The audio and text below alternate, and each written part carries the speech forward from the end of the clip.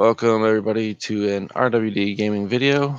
Tonight we're going to be playing the Trouble in Lemburg Revamp. I ran this game last year and I've gone back and tweaked it so it's a little bit more attuned to the concepts and pillars of the setting of Fur and Fury that me and Philip Matty have come up with.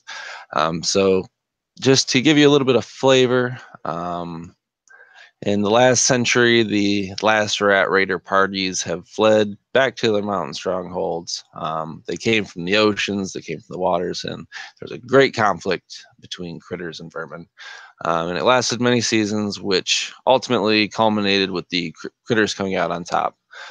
This allocated some of the land taken from some of the savage peoples that sided with the rats, notably the hedgehog population to the north of what is now Lemberg.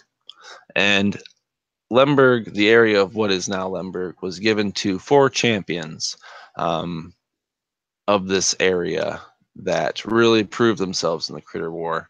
And they were a mouse, a badger, a mole, and a hare. And each of these families were given some land to do with what they pleased, and large plantations and farms have sprouted up. And generations later, we find ourselves here in Lemberg, the prospering town in the northern part of the Heartlands, where it's fairly quiet most of the time, and farming is what everyone does. The only real crises that happen are the occasional turf wars with the hedgehogs to the north, who are still pretty upset about the outcome. But other than that, in recent history, a few seasons ago, the warden's son has gone missing and has yet to return. A lot of people think he caught the wanderlust and took off on his own. But since the harvest season has started, people have been talking about seeing shadows and other ghostly apparitions of the bygone war in the fields and the woods around Lemberg. So to really kind of push everyone through to the harvest season, to get the final harvest in, the council members of Lemberg have decided to throw a feast, the harvest feast, which will take place tonight. And the whole town has been a bustle with activities and goings-ons for getting this festival ready for the last couple days, actually. So that's where we will throw it over to you guys to give your introductions, drop your channels, and your character and what they are doing in this kind of rural town on the borders of the wilderness. We'll start with Connor. Hi, as Baron just said, my name is Connor. I run the channel Versatile Diecaster, and I'm going to be playing Moorish Holeshot. That name is going to be messed up so many times before this is over. He is a mole, he is a ranger, and right now he's just sort of sitting in the corner of the room, stabbing mealworms with his digging claws and then putting them in his mouth and pulling them off. Perfect. All right, Karen. Hi, I'm Karen. I don't have a channel to plug, so I'll just go straight on to the character I'm playing. I'm playing Marshall. He is let's say a rapscallion of the finest sort. And currently he's sitting at one of the tables, got a bushy-tailed squirrel on one knee, another one behind him feeding him berries. Meanwhile, he's got a mug that he's drinking mead from. He's just having a grand old time. And he's a squirrel, by the way. Excellent. And finally, Jose. Hey everybody, my name's Jose. I got the YouTube channel D20Z, and today I'm playing Slade, who used to be a pirate, but he got tired of like pillaging, and now he's just a mercenary out to explore and, you know, get some coin. And he would be fairly large with a brown coat, and then his face and his stomach is white color. and he would be in like one of the tables, and they're just drinking some grog, minding his business. There probably wouldn't be any grog, but you would find an ample supply of October ales of all sorts of brewing. You'd find strawberry cordials. You'd find sweet wines of all kinds, distilled to perfection. They're really breaking out all the reserves for this festival. As I mean, they usually like to celebrate pretty hard up here. The winter gets cold, and you got to get it out of your system while the weather's still warm. So I actually picture the three of you under one of the tents that have been erected, kind of in the park, or not park, but like the middle grounds of town. This is where there's a table set up. You see, people bringing out trays of, oat scones and cakes and pies and deep soups of beetroots and other potatoes. You got all sorts of like roast mushrooms and like leeks. I think they would probably have shrimp of some kind from a river nearby. Just a real smorgasbord of delectable food items for you guys to smash on. And that is basically what everyone has been doing for the last probably hour, and probably will continue to do for the next 5 to 6, as long as there's food still being brought out.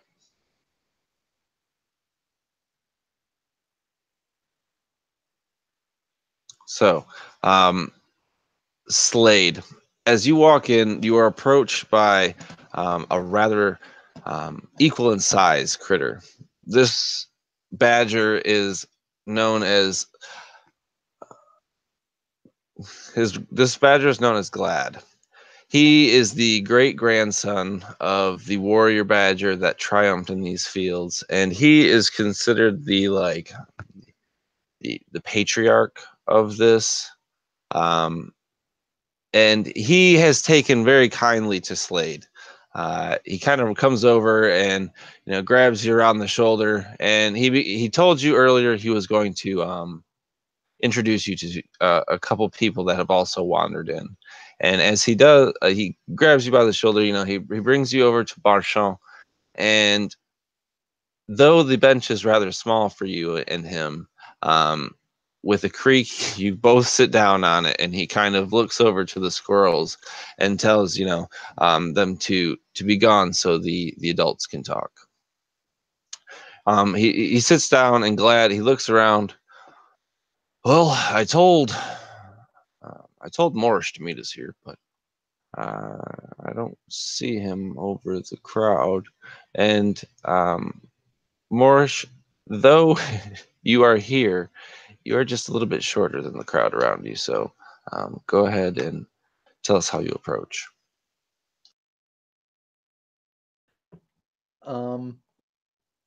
Instead of approaching like a normal critter would, he is going to go underground, and then he's going to pop up directly in front of them, and he's going to say, "Hello."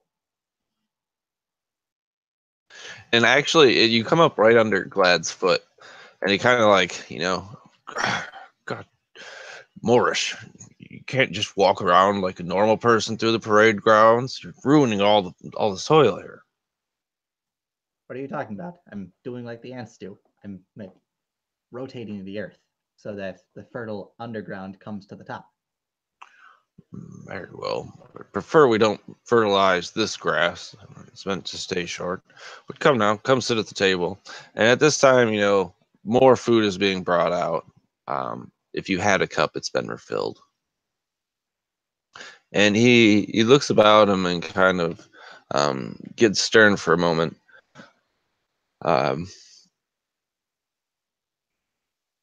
Well, I'm glad you all received my summons. I didn't expect you all to come at such a convenient time, but whatever works.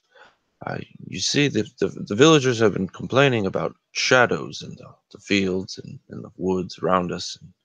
Well, I really would like for us to be able to get through the harvest season without another incident. I don't remember if you remember me telling you about the old warden's boy the last time you were all through. What do you mean by shadows? Well, I can't say that I've seen them up close, but I know what they're talking about. There's these looming shadows, and they almost look as if they have eyes peering at you from the darkness, but they never come out in the sunlight. And to be honest, I don't think anyone dares go out there at night.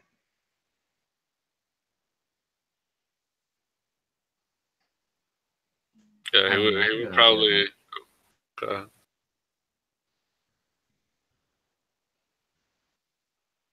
What was that, Connor? I could probably go out there at night. Well, no, I don't doubt your ability, Marsh, but it's a safety thing. You know, I would prefer if, and he looks to Marshawn and Slade, if you had some company. So at this point, Marshawn is kind of looking at him really quizzically, like, and he's, what are you talking about? I mean, I'm not understanding. Like, do you not need sun to have shadows? I don't know. You tell me. It makes no sense. Now, Marshawn, I know it's hard to make sense of, but I promise, even at night, there's these looming shadows of something that appears to be there, but you can't quite see. And I know it's not the hedge pigs this time. The hedge pigs, you always can hear them. They squeal and they always catch themselves on whatever their quills get caught on. They give themselves away. This is much more ominous and foreboding than they are.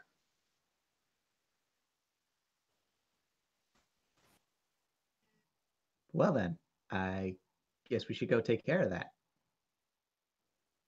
Tomorrow. As you, as he agrees with you that you should look for it on the morrow. Another character comes up. This is Bilberry. This is a hedge pig, but he is from the south. He moved up here a little while ago, so he runs the shop, and he's brought his glass, and he's red in the face, a few in the cups, and the couple of you are now drinking. Is the sun sets and the party really begins. It's at dinner, like the actual dinner, that the Badger Glad begs your leave and leaves you with Bilberry to kind of sit where you've been. And he goes and groups up with a couple other critters, and they walk up onto a stage, and you recognize these as the current council, which consists of a gray fox, a squirrel woman. I guess I could tell you woman. All right, it's a gray male fox and a brown mouse woman, lady, male, female, and two moles, which appear to be husband and wife, and then the matriarch hare. Man, that was a struggle. They stand up, as is tradition here in Lemberg, and they ask the crowd to be silent as they do a toast. For all critters to hear, let us cheer for the harvest, for it brings us to what we need: community, collection, and togetherness. So now let us drink for what will become the soil and the dreams of next year. And as they raise their cup, let me get a perception roll from the three of you.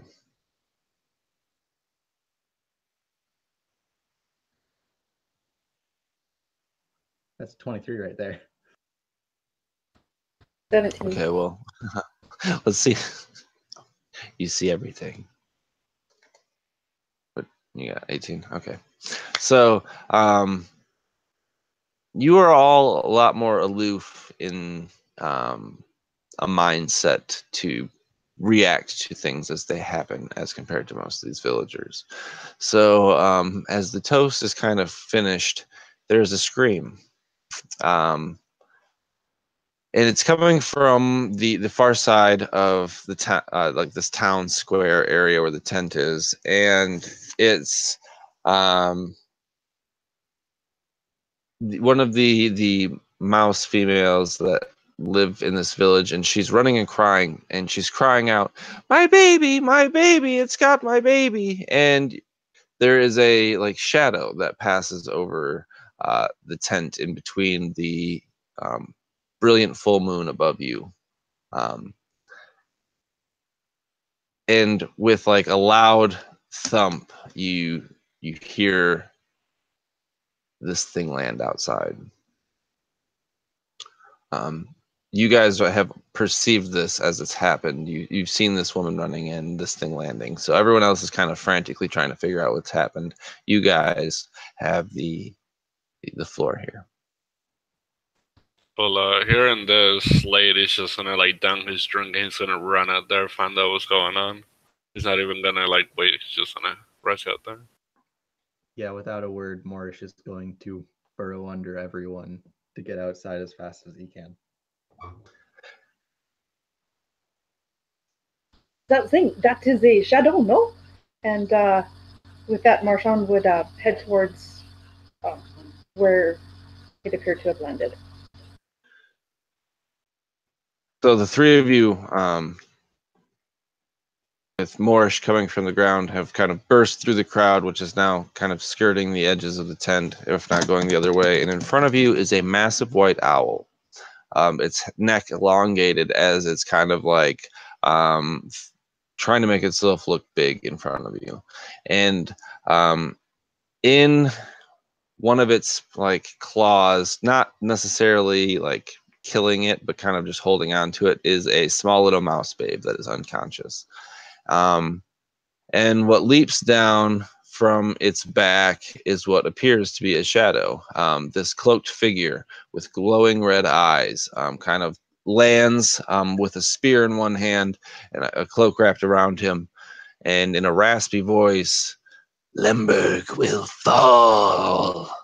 And he like goes to what looks to cast magic, but I'm going to need you to roll for initiative.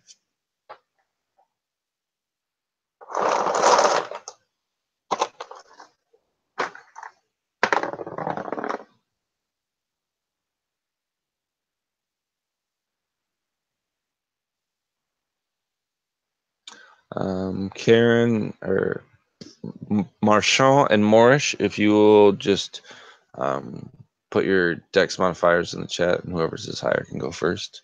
To tie, just pick.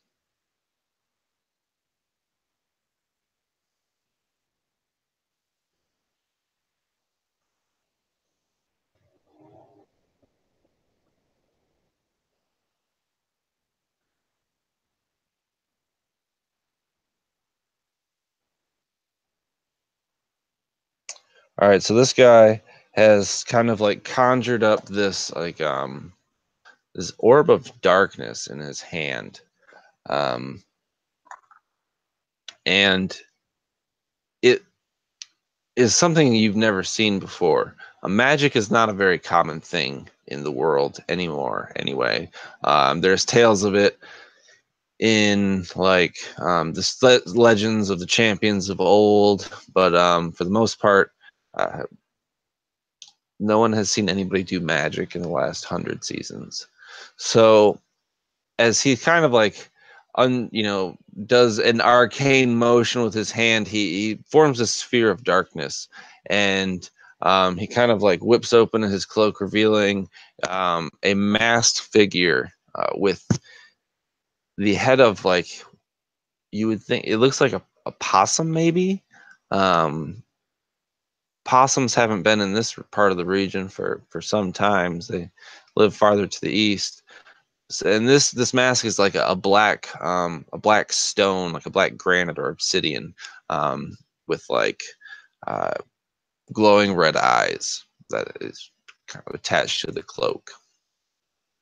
And he hurls this orb at the three of you, and I need dex saves. DC 13.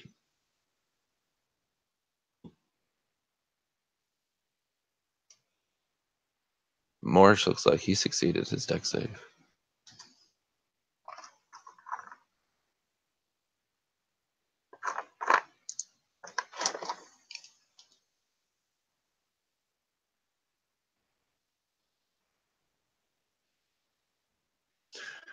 Okay, so the three of you failed. And as this ball of energy kind of washes over you, you feel extremely tired and worn out as it kind of saps the energy from you. You take a total of 17 necrotic damage. Yeah, your cups have caught up with you. You're not so drunk anymore.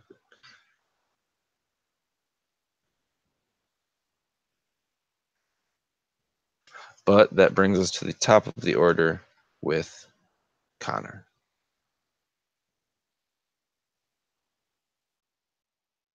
I guess just to clarify, this giant bird creature is kind of standing behind this masked figure that's hurled something at you on the edge of the tent here. All right, so Moorish, seeing this man cast magic, which isn't normal at all for around here, is just going to sort of freak out a little bit. He's going to say, "What? That you shouldn't be able to do that," and he's just gonna pull his bow off of him. He's gonna try and shoot this man.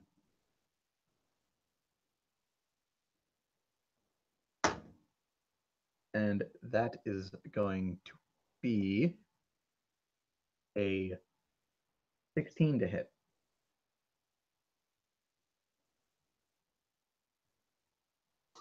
As your bow is fired at him, he kind of like whirls his cloak again, and unfortunately, you don't think you made purchase. It passes through his cloak without much resistance.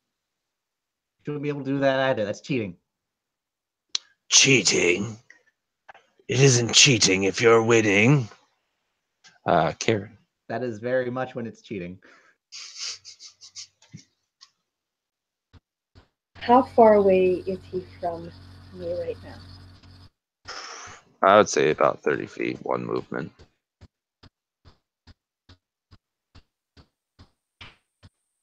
Yeah, Marchand is going to run right up to him. He's light on his feet, now that he's a lot lighter from that big damage he took. And he's going to, as he's running towards him, pull out his rapier and attack the guy with his rakish audacity.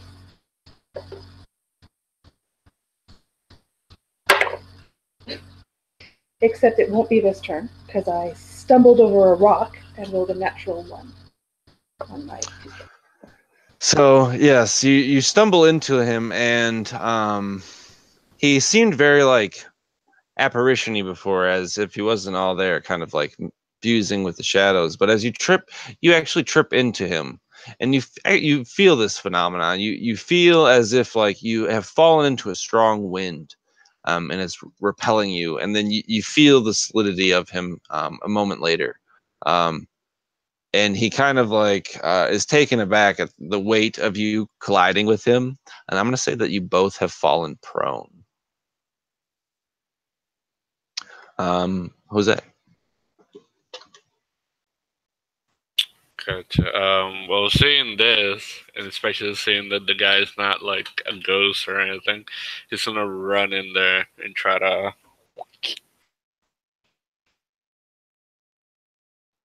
Do it. Just a 22 to hit. A 20 most definitely hits. All right.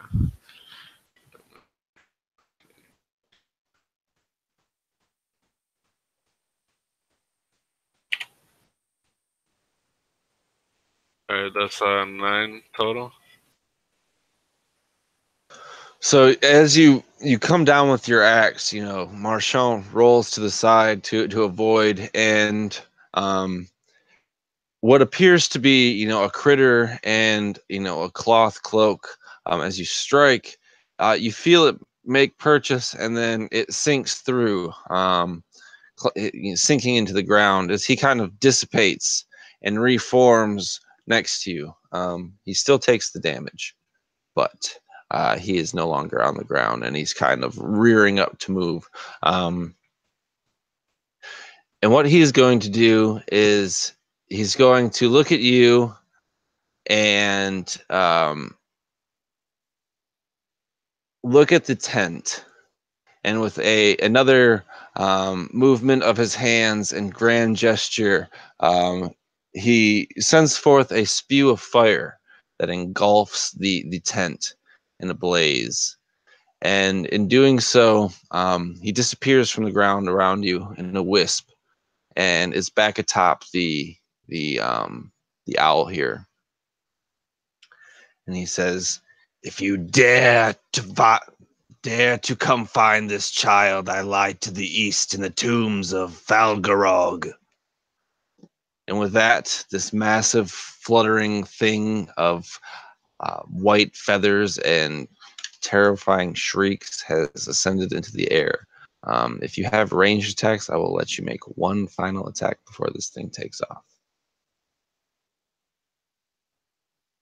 Moorish isn't going to take that attack. He is instead going to look towards the tent and try to, like, dig a tunnel in so that people have a way out that isn't through a flaming tent flap. For sure. Let me get an athletics check, or a survival check, maybe, to, you know, ensure your tunnel is secure in your haste.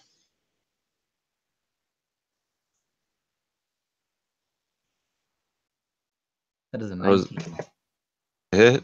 Oh, what am I talking about? Not to hit. To do that? For sure. You totally. It's not a 19. It's a 21. There we go. Even better. So, this isn't your first rodeo.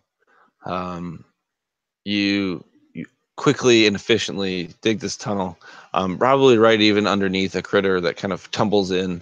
There's probably like 10 things still left in here, kind of coughing and trying to stay low to the ground, unable to find an exit. Jose, were you making an attack with that roll in the chat? Yeah, I was using my longbow to get a shot on the big old thing. For sure, for sure. That hits. Alright, the total is 9. Okay. Karen, you also hit. There's a Marchand, he's down on the ground, and he does this roll, and in the process of rolling, he's grabbing his arrow and bow, and he kind of leaps to his feet and shoots, and hits for 5 points of mercy.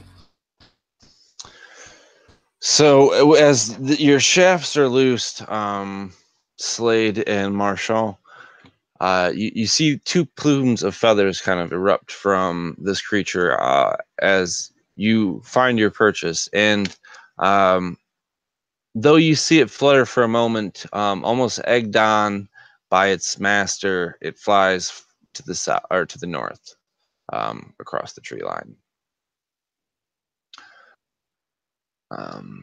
Moorish, we're going to stay in initiative order for the sake of getting this tent put out. So, Moorish, you have peeked your head into the tent now. What would you like to do? I would like to get out of my hole and start ushering people into the hole. I'm going to need you to roll persuasion.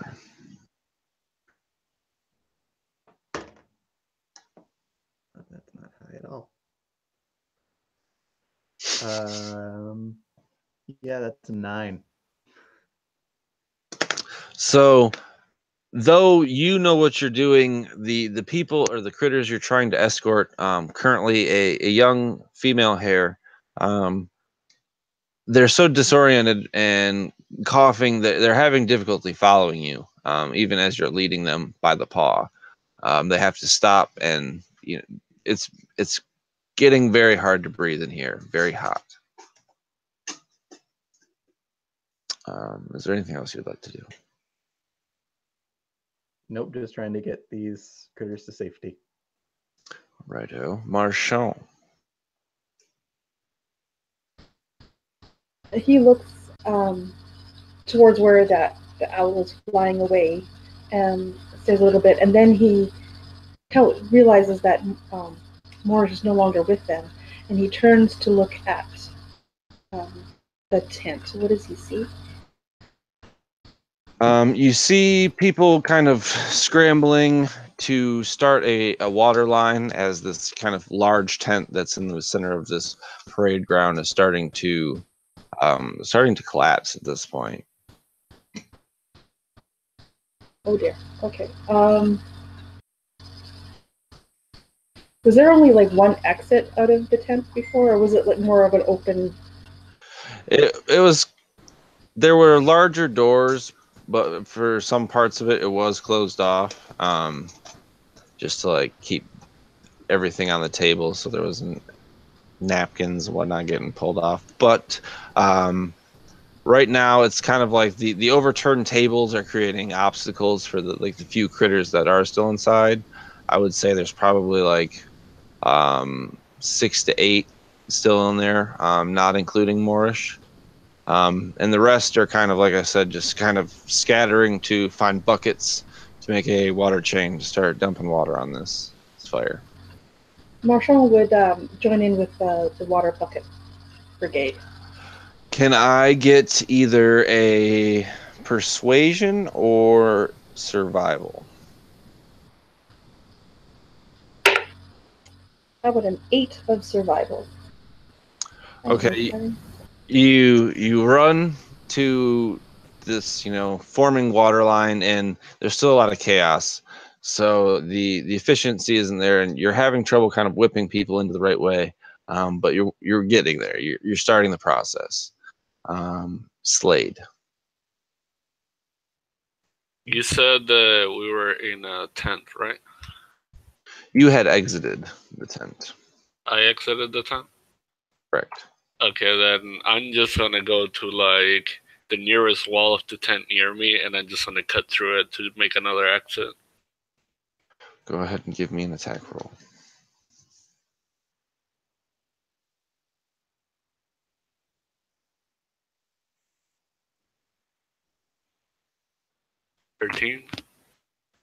So yeah, you consider your distance as you make this swing, and instead of like hacking through this wall, you hit it with the edge of your weapon, and it sears through what's left of this burning like cloth for the tent, and rather than like push the wall in, it sears it perfectly, creating another opening that conveniently is right in front of Moorish and the 2 people he has. So let's go over to Moorish. Moorish, you found another person, a critter, and you are right next to this opening. Go. He's fine to go with. And I would just sort of try to push them through the opening that was just made. So, would you like to do something to try and find anyone else? I would, yes. What would you like to do to kind of, I guess, how would you go about, escorting or fighting someone in this smoky haze? I'd sort of put my whiskers to the ground and use my tremor sense to find the closest critter that I could find and bring them back to the hole in the tent. Go ahead and give me either nature or survival. Nature and survival is the same base stat. No, nature uses intelligence while survival uses wisdom. All right. So that is 11. So yeah, you are able to. You feel like the padded steps of a mouse, an adolescent, probably 15 feet away. He's been trapped underneath a table. One of the fire has kind of like collapsed one end, and he's not necessarily pinned, but in so much shock that he can't get out. So go ahead and give me an athletics check as well.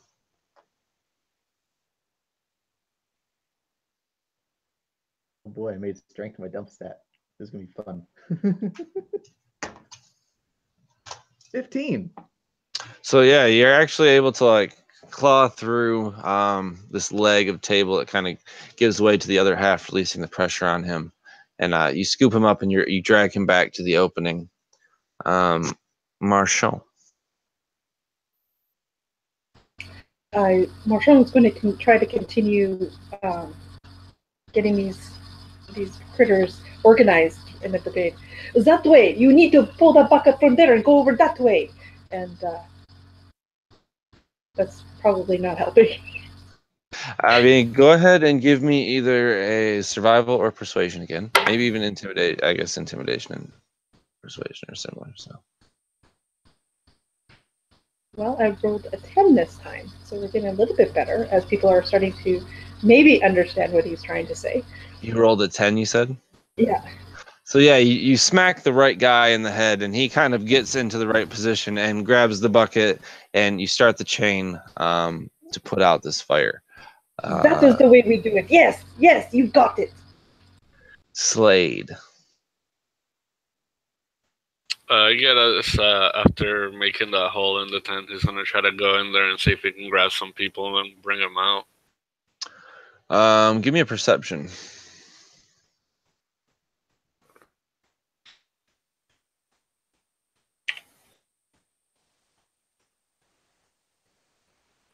$12. 12. Yeah, 12. There wasn't a lot of confidence in that 12. On the far side of this tent, you see the warden, a graying old fox who you've heard his cries through the room since you've been in here, since this fire started, like shouting orders and trying to get people to safety. He is kind of collapsed on the far side. Yeah, he would go over there and like grab him, put him in his shoulder, and try to carry him out. As soon as you kind of make the halfway mark, you hear a loud crack as the main mast of this tent kind of breaks.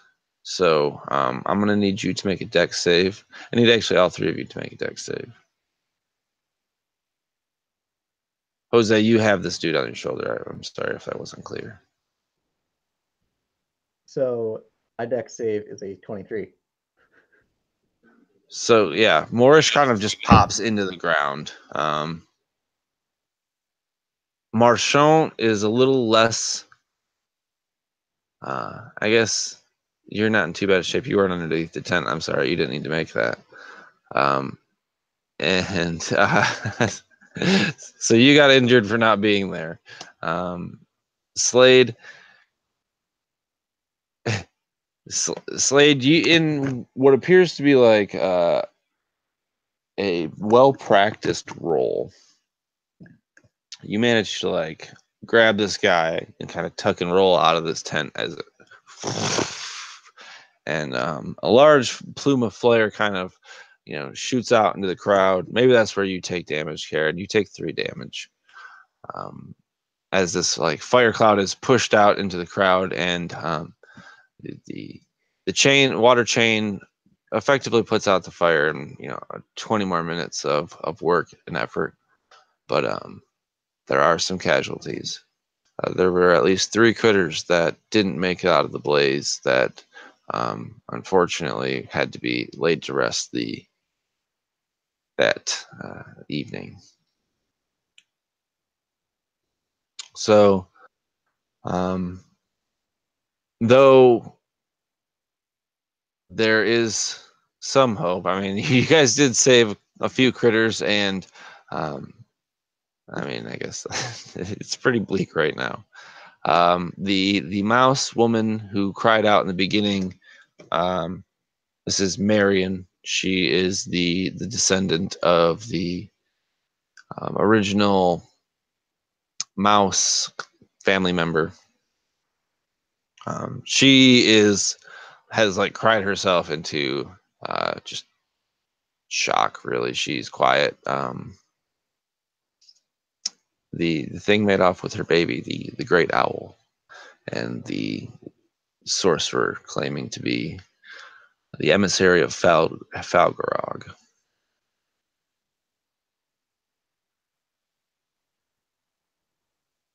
Moorish would he'd go over to her, walking on his stubby mole legs, and he'd pat her on the shoulder and he'd say, I don't know where it went, but we will get your baby back. She looks up at you blankly and kind of stares back down. The warden approaches. Not the warden. The warden is unconscious. Her father, the mouse patriarch, Lillem, Lillem.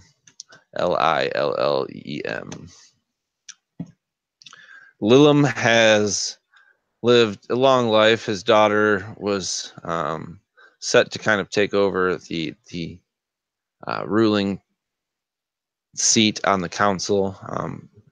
Now that her family's starting to take off, she had a firstborn son, the unfortunate youth that was taken. Yeah, the family really took off there, didn't it? Yeah, took off with the owl. He also looks fairly solemn, as his grandbabe has been taken. The great beast flew to the north. That is where the hedge pigs lie. We have reason to believe it was them. Who else would have done this horrible deed on our festival of harvest? And Glad has now kind of shown up, and his arm is actually in a sling with some pretty serious burns on it. Now, Lillem, you know better than to blame them. They couldn't have done this. This is out of their hands. And Lillem kind of works himself up at this, and he's like, then why didn't you stop her, Glad? Or stop her, stop it. You couldn't see over the crowd? You couldn't see this thing as it took my grandbabe? And Glad, looking down, I'm sorry, friend, I could not. If you must know, I plan to send these three on a quest to find what was happening around here, and what I thought was a coincidence may have turned into a bad omen. If I may clear the hedge pigs of any guilt, it was a possum on that thing's back. Possum? Possums don't live up here. Apparently one does. Possum, Fulgurag. Did he say Fulgurag? And he's kind of speaking to Lillem, and he's like, yeah. Could it be? It flew to the east. Well, there's a legend around these parts of the sorcerer Fulgurag. He lived in the time of the legends. He was one of the rat hordes leaders against the critters. They say he was a god himself of the Fae, or a Failing, or something. I don't know what they used to call him. They said he was a speaker in dreams. He could corrupt you in your very sleep. I really hope that this isn't him, because, well, we don't have magic. We're not the legend of stories. That was my great grandfather who did all that stuff. I had nothing to do with it. Well, if he can bleed, I'm sure it's all going after him. We shall make new legends. Glad smiles, kind of like grabs Lilum by the shoulder. These are the adventurers we need, Lilum. Will you go north after this creature and find what has become of the mouse babe? I will.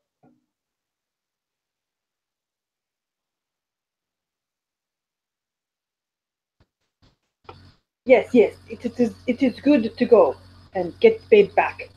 But we should sleep first. Yeah, yeah? Yeah, Slade would be like, I'll be going too, but after this, I expect compensation. And kind of answering all of your questions.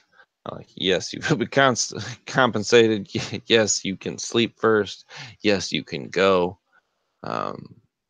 He shows you to the slumbering dune, and you actually are not given the most spacious room. There's a lot of people staying here. Some of the fire kind of licked out at some of the buildings around this. So there's a couple of families that have to stay here as well. But you are given enough room to be accommodated and are allowed to sleep for the night. So go ahead and take a long rest, and you are able to head out first thing in the morning.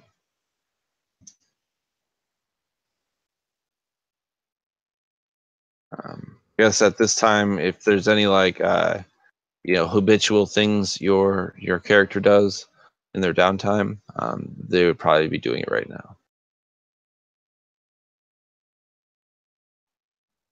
Moorish is probably sleeping outside.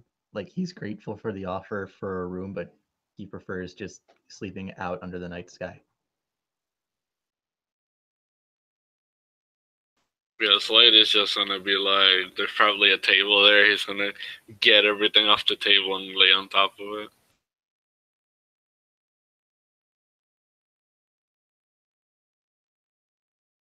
And Marshall is definitely going to find a nice cozy spot amongst all the people and cuddle right on in there. And the night is warm with the scent of the harvest, and unfortunately, burnt tent lingers in the air. There's some critter babes crying early on in the night, calling about how they wanna go home and how they want to sleep in their own bed, but their parents try their best to satiate them, but that's just how it was. And as the sun crests the eastern hill overlooking town, the new dawn brings with it new tides, and the critters of Lemberg are right back at it first light of the morning. Some later than others, but there's always work to be done.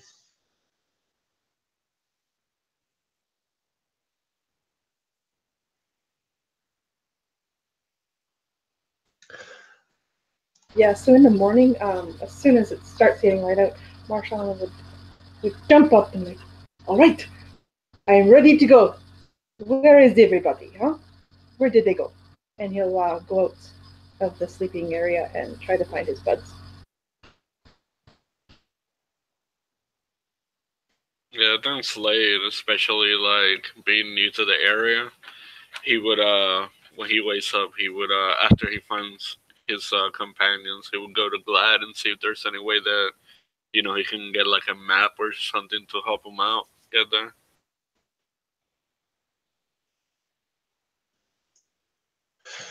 So, Morish, are you doing anything preparatory?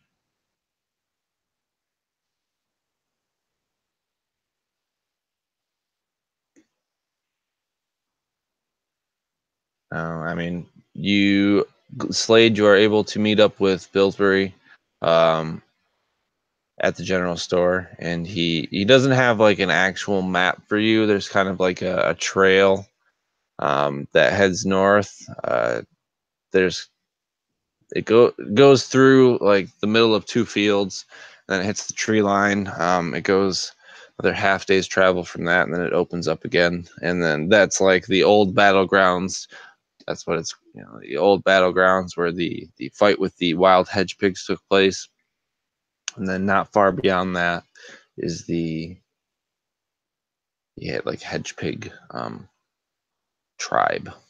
And he's fairly adamant that they're the ones responsible for this. I gotcha. Yeah, he would like thank him for the information, and then he would just leave the tent and try to find the group. And there's a lot going on right now, but your group is fairly easy to find. Glad is kind of giving you guys a one more before you head out. Well, I wish you the best of luck, and I hope you were able to resupply. You have been fully, whatever few things you used in the encounter yesterday. I hope you have everything you need, and though I know the town thinks otherwise, I don't think the hedge pigs are capable of this. Where it doesn't make any sense. I hope you can make light of it better than I can. Yeah, he would wish him luck, and then he would probably grab him and like bear hug him. We will not let you down. We will come back with the babe. And a feather if we're lucky. Excellent. Follow the trail north. It's about a day's travel from here to the wild hedge pig tribe. And it looks about... I've been talking with the hedge pig chieftain. His name is Cricklack. If you ask him, or if you tell him that Glad sent you, I'm sure he'll at least confirm my suspicions that it wasn't them. And maybe be able to point you in a better direction to the true culprit. If you talk to him again, you might want to tell him to keep his people away from town in case anybody tries to retaliate on him. Well, if you do make it there, will you be so kind as to give him that information? Of course. And he kind of like nods his head and turns back to the duties that are in front of him in rebuilding the town.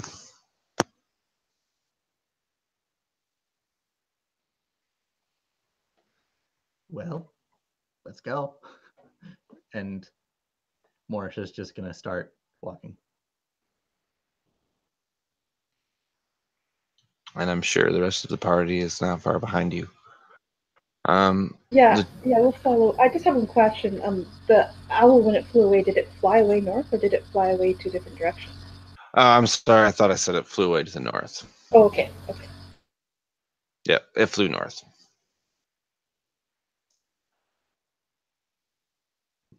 The area to the east is kind of like a hilly area that goes onward to the coast. You guys are north of like the mainland heartland, where the major critter capitals are. You're kind of on the edge of that and the wildlands where the rat hordes came from. So you are in the northern part of this, and this thing flew north. And as you walk down the trail, following the path, one side there is a large plantation of potatoes rooted in the soil, ready to be pulled from the ground, and to the other side is a large field of corn, each with 3 or 4 ears on it, ready to also be taken down. And give me perception checks.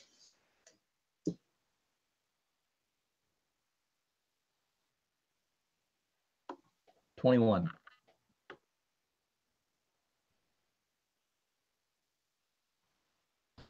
25. 17. So you all, at some point, walking down, it takes a couple hours to get just past these fields that are tilled and have expanded over the years since the war. At various points, looking through the corn, or kind of like this hilly farm of potatoes. Not so much the potato side, but you see shadows in the corn. Not so much like, there's like a looming shadow that's not moving. It's like as you're walking and, you turn your head, you see something walk along with you out of sight. One of those situations where you're not entirely sure if you did see something or if it was just the way it looked as you walked by it. But you carry onward. The fields change into forests. The forests are abuzz with insect life. There's gnats and other kind of creepy crawlies flying around and crawling the ground as you stumble through the grasses and weeds and underbrush of this forest. Is there anything you guys would like to do to ease your travel? I think rangers have a clear step through difficult terrain. They have natural explorer, but unfortunately, I did not pick forest as my natural explorer. So yeah, this is actually like fairly overgrown, and it's fairly difficult to walk in. Will my survival skills help me out with anything? Where are you from? Are you from the coast? Yep. Probably not here for the same reason. The coast is a lot of like loose rocky soil, cliffs, and like meadowy grasslands that go up to these cliffs, but not a whole lot of overgrown foliage. Is anyone leading the party? Like taking. No one else is volunteering. I guess Moorish is. All right, Moorish, give me a dex save.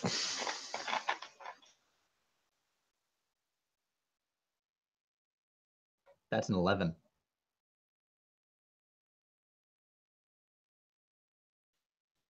A noose tightens around your ankle as a hidden snare trap pulls taut.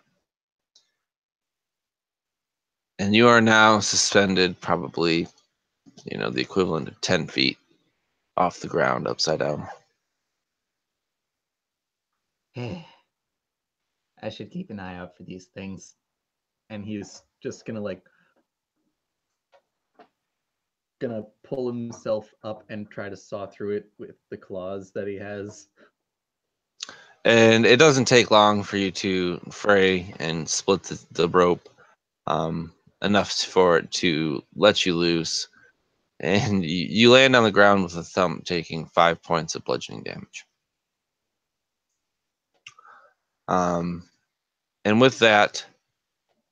All right, everyone. Keep an eye on the ground for rope.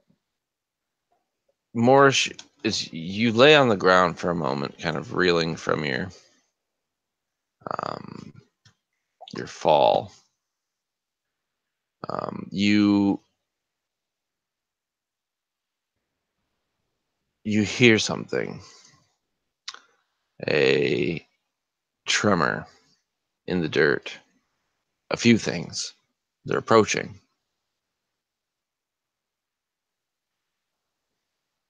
He's going to stand up, point to his two companions, say, hide, and immediately burrow into the ground. With no hesitation, Marshall would immediately do as he said and would hide. Camper into the bush. Slade is gonna hide behind a tree and just get his axe ready.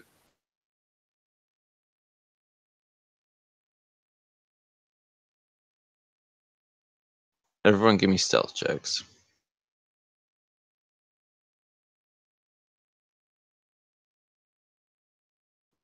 I don't know how I did it, but I got a natural 20. Well, a crit. I got a 22. I don't care what they say. You can crit skill checks. So, as the sun is kind of starting to set in the western part of the forest, it's cascading a lot of light through, and fortunately, that is the direction that this noise is coming from. Slade, you kind of disappear behind this tree. Marchand, you all likewise disappear into the trees, and Morris, you successfully managed to tunnel and kind of churn the dirt behind you to procure a hiding spot. And Marchand and Slade, you're able to see the approaching critters, and Morris, I'm sure you've heard footsteps similar to this before, and you recognize them as hedgehog.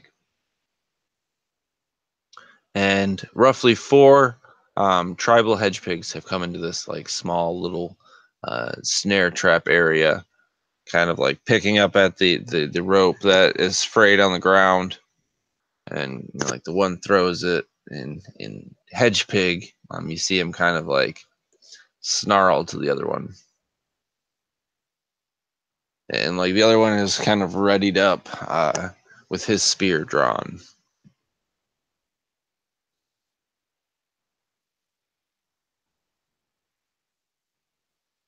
We can surprise them. Morris is going to immediately pop up from the ground, and he's going to call out, "Glad sent us."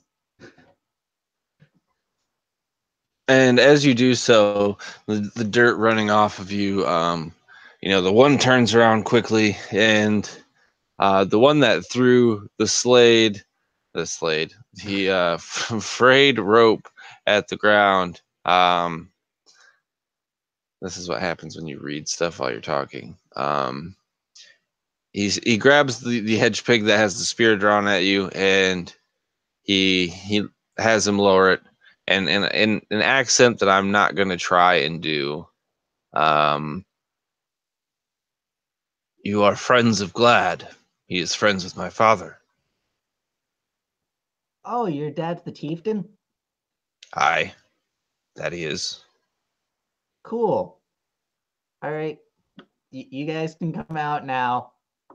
I think Slade would be like, "Do I still get to kill somebody?" And like as you slide out from behind this tree, this like hedgehog that's like leaning against it is like, totally taken aback by the fact that he was right in front of this monstrous otter. And Marchand, you are free to approach as well. Go ahead. I think Marchand would very quietly sidle up to one that's not looking at, like back to him, and go, "Yeah, I hear you." And whisper kind of in his ear. And he will likewise kind of panic for a moment, and the son of the chieftain, I see this is the company that Glad was able to procure for his problem, shadows in the forest. Well, I've got to say, if you guys lived any sort of natural life, there wouldn't be upset spirits in the forest. We hedgehogs haven't seen anything. Well, I have seen them, and I live a pretty natural life. Just not here, normally. Where do you come from? Oh, I come from the Outlands. Outlands. You're not far off. The other hedgehogs are kind of like walking off into the trees here. Come, I'm sure you want to speak with my father. Yes, of course we do. And just so you know, they are not spirits. We fought them. They are real. And he's like, okay. And he turns to lead you towards the hedgehog village. Yeah, Slade would put like his hand on like the back of his shoulder, and he would be like, "Just as a heads up, the villagers think you guys are the ones causing trouble, so I would try to keep your people away from there if you don't want to lose anybody, because they're pretty angry." He asks you why, and I'm sure you kind of retell the events of last night, and he's kind of shocked when. Actually, I guess that's up to you. Would you tell him of the events last night? I don't want to put words in your mouth. Yeah, he would tell Morris him. would I if he mean, didn't. he wouldn't care. He's not that smart, so. Marshawn would totally embellish it too because the guy wasn't believing him when he said that they're real and they're not spirits. So, yeah, he doesn't like not being believed. Marchand carried out 12 critters at once. Exactly. He relates to you that he has been hunting and foraging all night. So he is on his way back to the village as is. So you are more than welcome to join him. He is terribly sorry that this event had happened, but you can sense there's a somewhat of an insincerity behind it, not like a guilty. Actually, give me an insight check.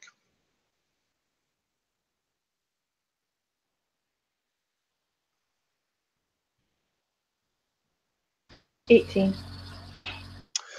Marshall, you definitely you hear, you're kind of listening him talk to Slade here, and though his words seem kind of like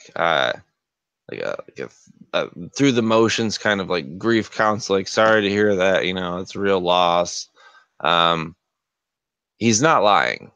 You don't think he's lying. He just seems generally uninterested in the events that happen in Lemberg. He's definitely grown up to see them in a certain view, you see, just from the way he talks. They're the takers. You often hear him refer to them as that, the takers of Lemberg. And shortly thereafter, probably another hour's worth of walking, you stumble. It actually is expedited quite efficiently now that you have this guy in your party. And he brings you to a very stark contrast to Lemberg. This is a very small community of like huts, mud huts, stone huts, a couple huts dug into the side of a hill. One in particular is kind of like a stone archway into a hill, and you see that it kind of like goes down into a large circular area that's kind of on the opposite end. It's really, I mean, it's like 50 feet away from you. This is a very small community. And you see everyone kind of like doing their tasks for the day, cleaning the rough hewn clothes that they have, the rough spun tunics, if anything. Preparing food, smoking food over fires. It seems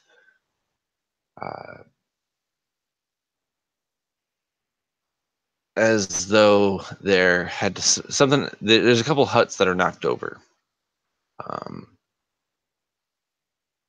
and some deep gashes in the ground.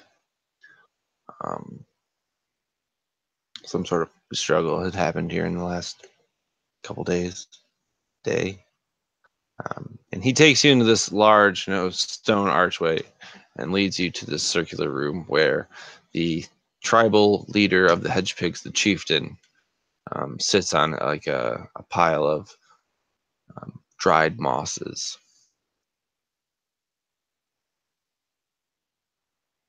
Hey, how you doing? Marshawn would give a nice bow, a deep, deep bow. Go ahead. I said I was gonna say Slade being nosy and seeing, you know, the what happened that looked like a battle. He would be like, "What happened over there?" You takers from Lemberg are fairly informal in your speech to the chieftain. This is the prince speaking. And the chieftain, whose voice kind of echoes in this room. Now, Tolek, give them their space. They've come as emissaries for Glad, I am told. Yep. Excellent. I am sorry, but we are not responsible for the shadows. And after last night's events, I'm pretty sure I know who is.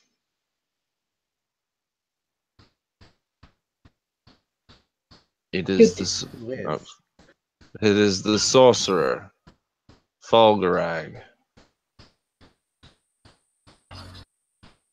Yes, yes. We thought that too. We knew it was not you. Whatever they say back at home, we knew it was not you. For you see, from the days long past, Falgarag's tomb has been guarded by the people of the critters of the hedgepig tribe. It is our sacred duty to defend his remains from all those who dare to trespass. It was probably 2 seasons ago that we found the door unbarred and the contents disturbed. We closed it, unsure of what had happened, and it was shortly after that Glad had begun to tell me of stories of the shadows in the forest. It seemed unrelated at the time, but now there is no question. Falgarag is returned, and with him the white shadow. Is that the really big owl? The very one. He is the hedge pig eater. Yeah, he kind of stole a mouse baby. So Mouse babe. Yes, he was clutching a bundle. We seen him last night. He came to. We were having a feast, or having the communal feast as we do every night by the fire, when a cry struck out over the night sky.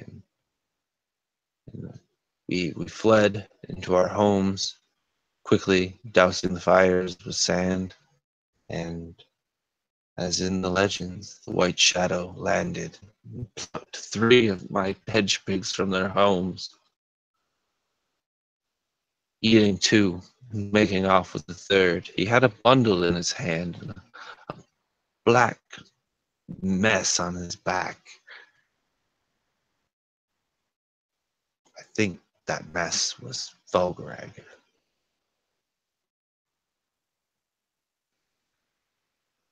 I'm not really familiar with who this Valdarag person is. Was he a possum? Volgreg was indeed a possum. And in fact, I mean, you're all fairly aware of the stories of this place. Volgreg was like one of the forest fae, one of the first critters that learned to speak and whatever, basically considered a demigod. His domain was over sleep and the well rested, and his domain kind of fell to the side of like worship, because no one ever is able to worship while they sleep. It's just kind of the act of doing so. So he kind of got upset with his position in the hierarchy of these demigods, and ultimately he was convinced by the night hags, the equivalent of a 3-headed Satan, to join their side.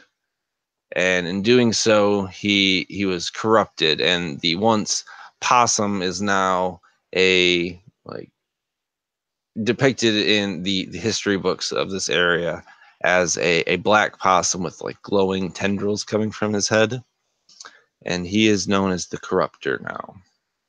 He speaks false words into your minds.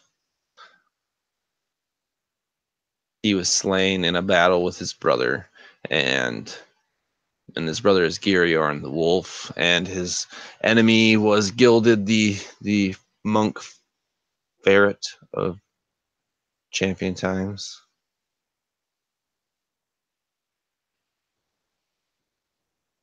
That's just kind of his brief story. Mm-hmm.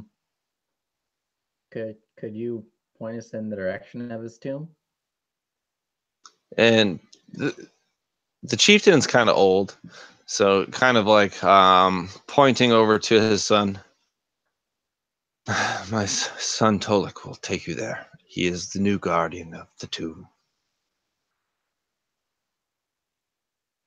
How long has he been the guard? Since I was unable to keep it safe when it was opened last spring, winter.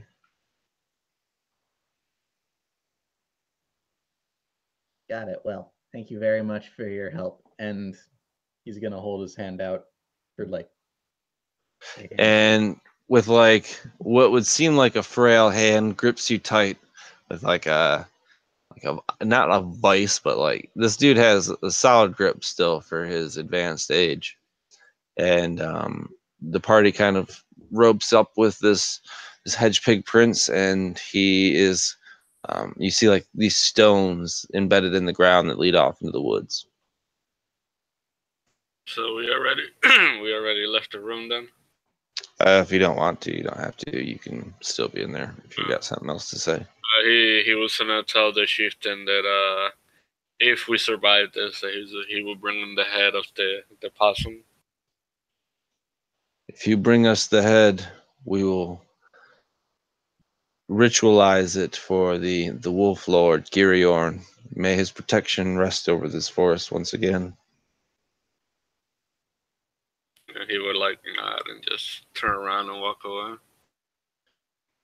Right on. And And Marshall with that, would bow go ahead. and walk backwards and walk over. And with that, we're going to take our break. So we've got kind of maybe 45 minutes to an hour left. So not too long of a game. So go ahead and refill your drinks, grab your snacks, do what you got to do. We will meet back here in 10. I will get some of your opinions about the game thus far, and then we'll finish her out. So I will see you in a few.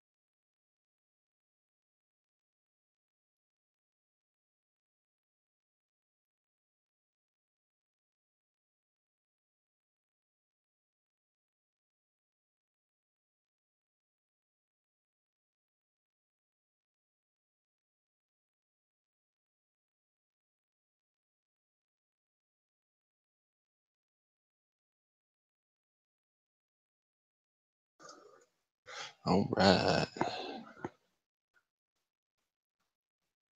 So, all right, Connor, welcome back to the critter setting.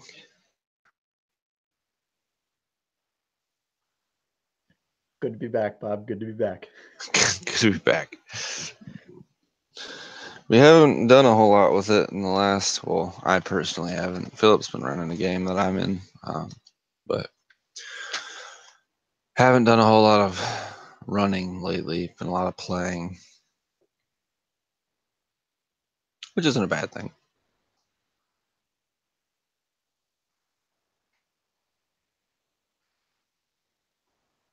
So I imagine you guys made like a lot of changes to it. Yes and no. It's definitely a lot more simple than we originally had it.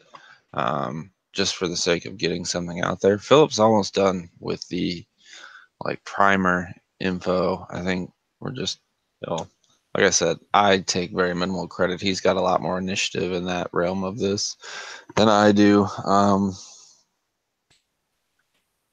But I mean, it's close, and I kind of set this up so it kind of emulates more of the pillars of this setting to kind of match some of the stuff that he's been doing. So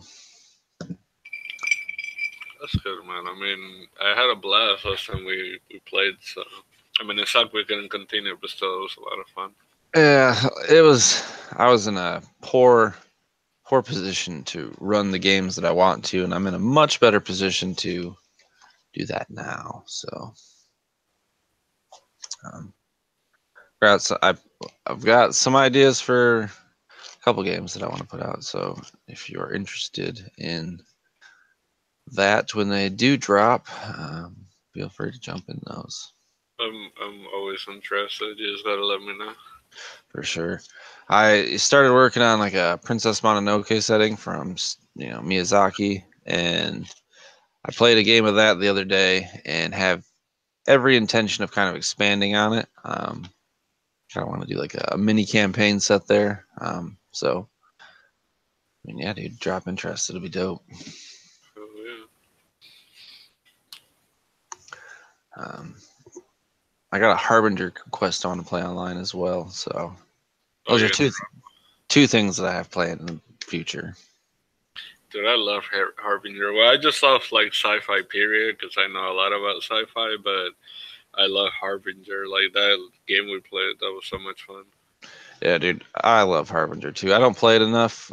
Fantasy is definitely my go-to. So running Harbinger games is a little bit more difficult for me, but I love playing in them.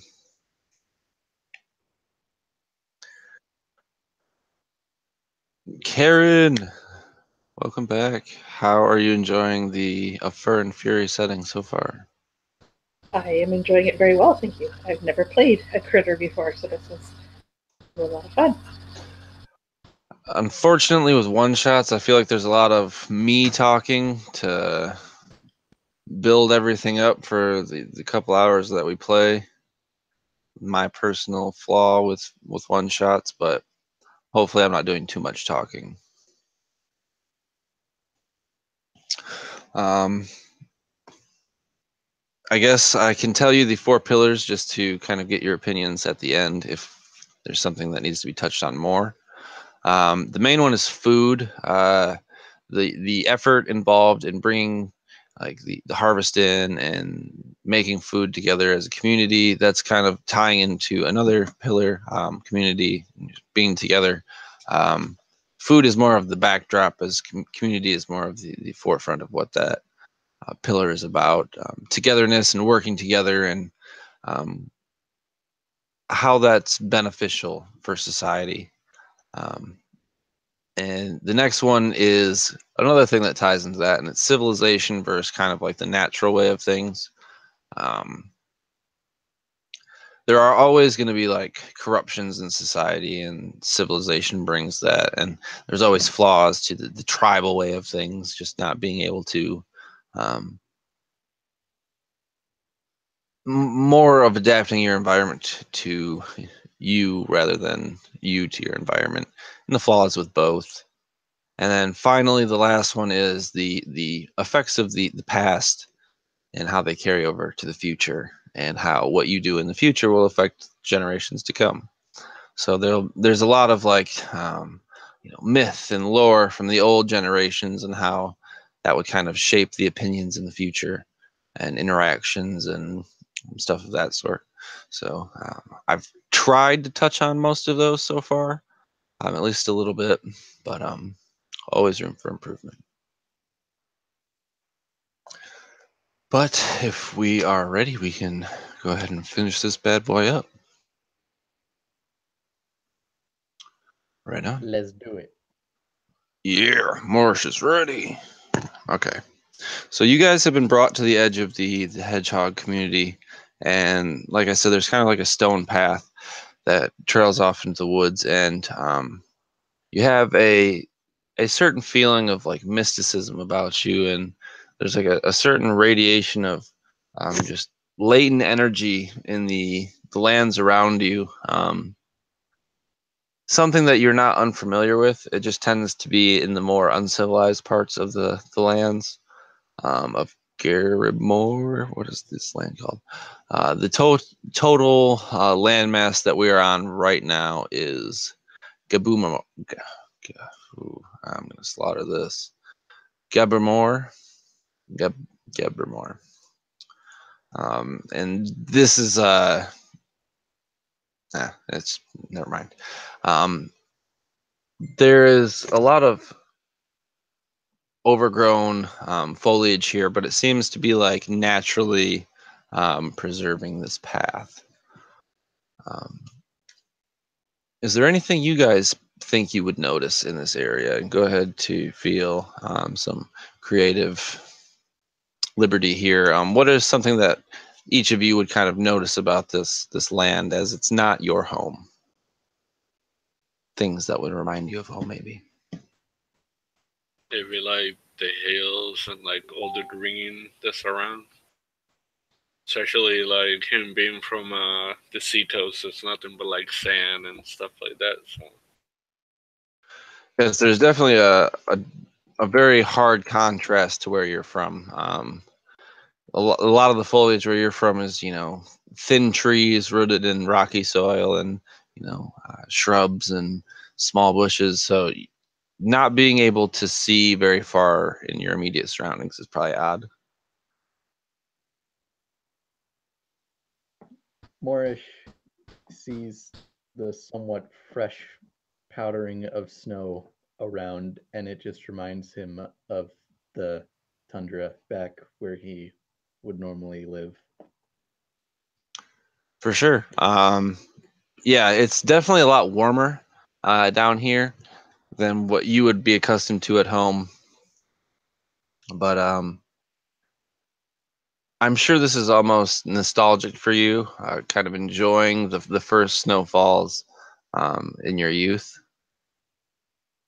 And then finally, Marchand. What is something you noticed about this area? The trees are more prickly than the ones that I'm used to back at home, where I'm used to these nice green, lush leaves. Some of these trees have spines on them, and it's a little bit odd. I'm not used to this. And mixed amongst the green leaves, there are the few that are starting to change now that it's getting colder. Like Morris said, the first signs of snow have already started to appear, so that the cold season is coming. And maybe even a shiver runs down your spine with the thought of that. The hedge pig prince Tolik, he's been fairly quiet, almost not. He's kind of prudish, kind of turning his nose away from you. You see, now that I am guardian, we really don't have any use for you. I don't know why we're doing this, but I suppose if it meets the custom and appeases my father. I can always grab you and toss you in the tomb and close it and see how you do. And he kind of like grips his spear tight. It's just how you takers are, I guess. Could you clarify that? I don't get what you're trying to say. Takers. The takers from Lemberg. I'm sure you've only heard the story from their side. How they were great heroes in the rodent horde war. But they don't ever tell you that we didn't get to play our hand. We didn't get to choose. The rat horde was upon us just as well it was upon you. And when we asked I guess it wasn't Lemberg at the time, the critters for aid, they left us to our own devices. We were forced to make a choice, and we chose survival. It wasn't our fault that the rat horde was wrong. It was your fault for turning us away. Don't look at me. I didn't do anything, but I understand where you're coming from. It's better to survive. Yo, dog. I hear you got feelings. Well, it seems as if you are not as bad as the rest of the takers, then. What they fail to realize is the acquisition of our lands, our ancestral lands, has messed with the protective auras on this place granted by the great spirit Giriorn. We were left in charge to make sure that these things weren't, or these things wouldn't happen again. And by pushing us farther into the north, we have less resources to adequately supply the protection needed for Valgarog's tomb. It's the taker's fault, man. He would probably just look at him and like shake his head, like he understands, because he's not from around there, and people look at him weird and shit, anyways, because it's an otter. So it's like, I got you. Is this what Glad is doing with your family? Trying to repair this, or maybe some trades so you can have more supplies?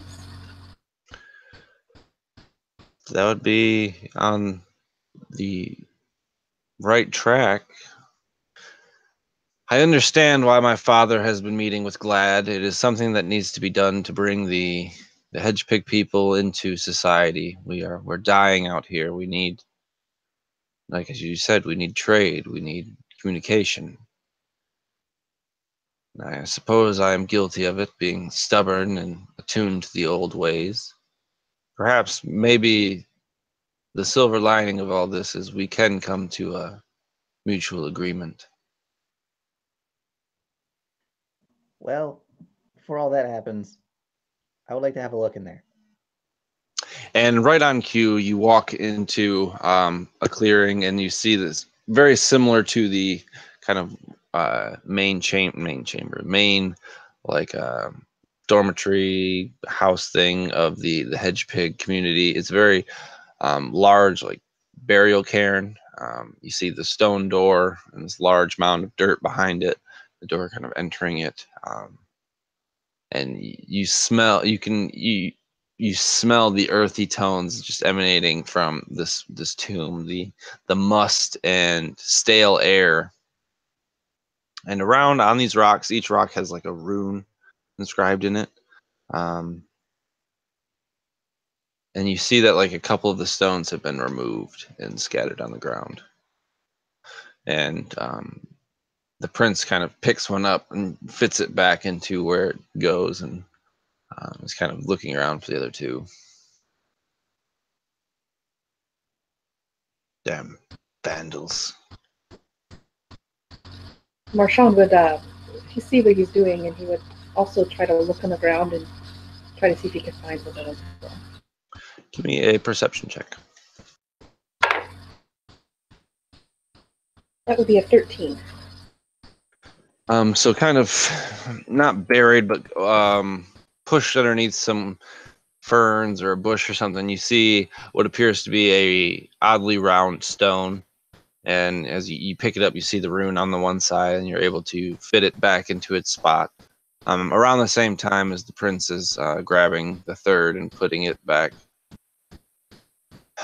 Every night, something happens. I guess I wasn't here last night to protect them, but I can't be naive any longer. There is something larger at work here.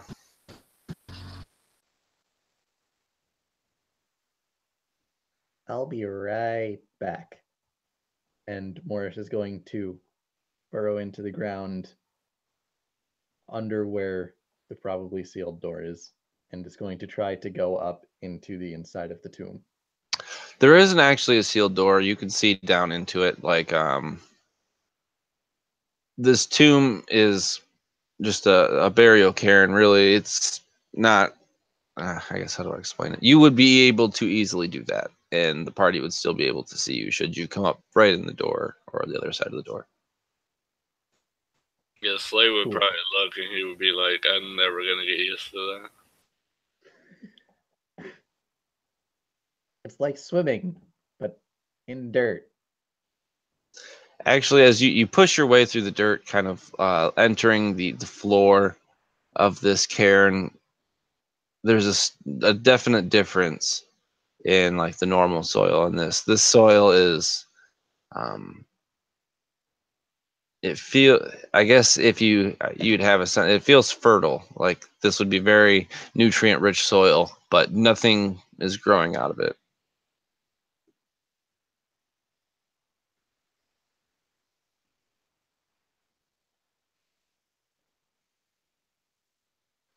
Would you guys like to go inside? Yes, please. And Morish leading the way as he was the first to enter, followed by Tolik. Marchand and Slade bring up the rear. You enter a small entry corridor that kind of stops at a T-junction with two paths that go around the edge of this mound. The interior wall is lined in stones, kind of stacked, almost like an igloo, and they reach the top, and kind of that's where this this dirt mound extends from. So you guys, there's like it's basically a big circle. You've walked in this passage. There's two paths that go around either side, circumventing the outside of this mound.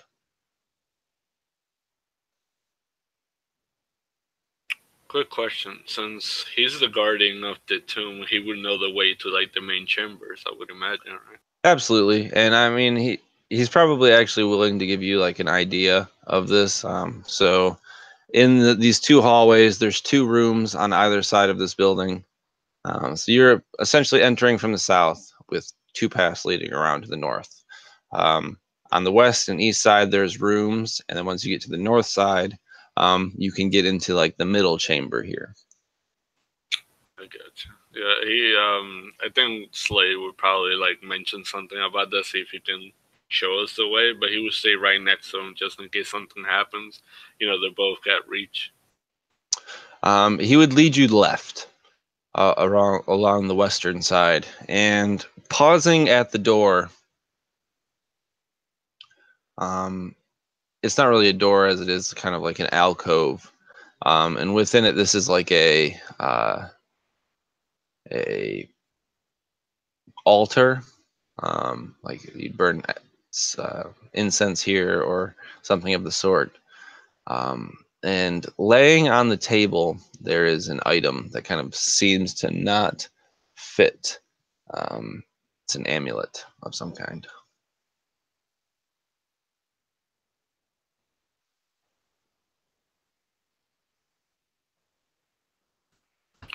Can I pick it up? Yeah, absolutely. And as you pick it up, the prince is like, I've never seen that before in my life. I will hand that to him then, see if maybe he can see like something familiar about it. He looks at it and kind of like rubs his thumb claw over the surface, and it is a gold medallion with an image of a coiled snake. And the prince Tolik, he's never seen anything like this. Are any of you from the dust? I don't think so. You guys, where are you from, Marshall? I'm from the wildlands. Okay, so you're actually from around here as well. They're Slade. You've spent a lot of time among a lot of people living on the coast, some of which have come from very far off. This medallion kind of strikes a resonance with one of the stories you heard a long time ago of a serpent who tyrannically ruled the dust. They referred to him as Oro the Undying.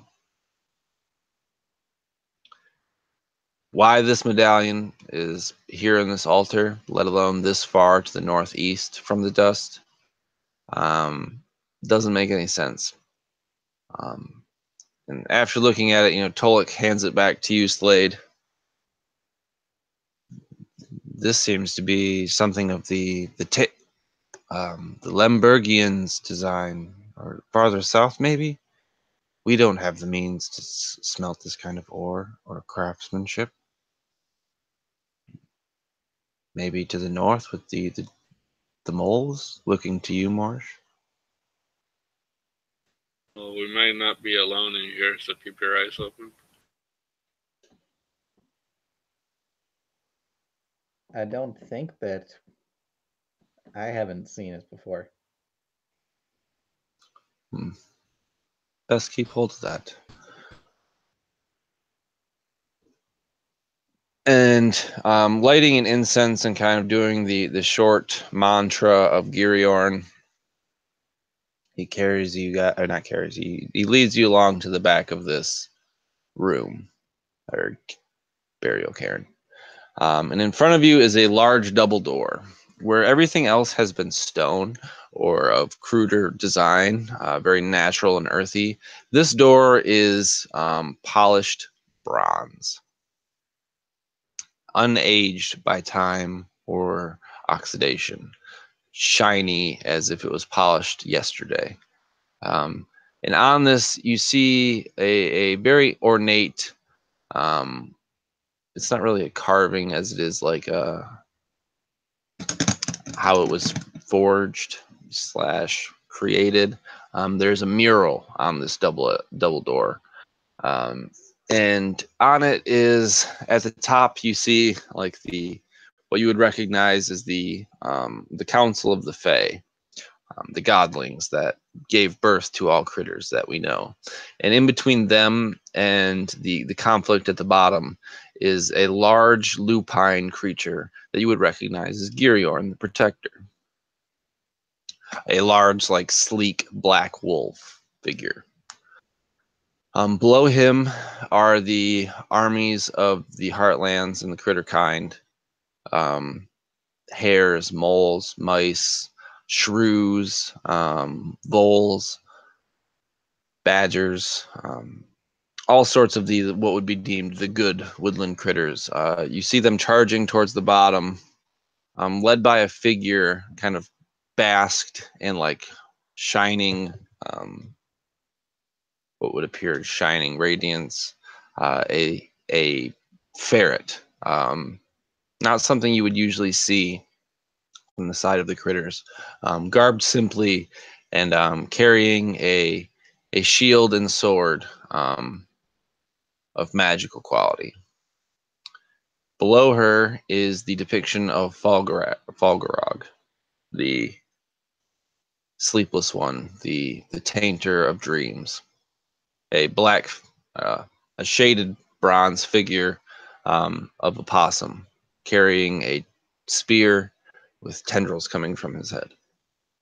Behind him, hordes of what appear to be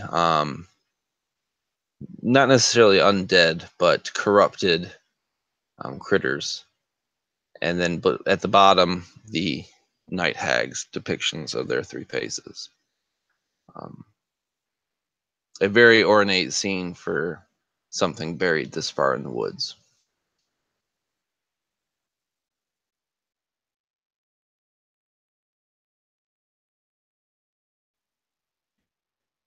Morish would walk up to the door and, not forgetting his manners, he would knock on the door. Give me a perception.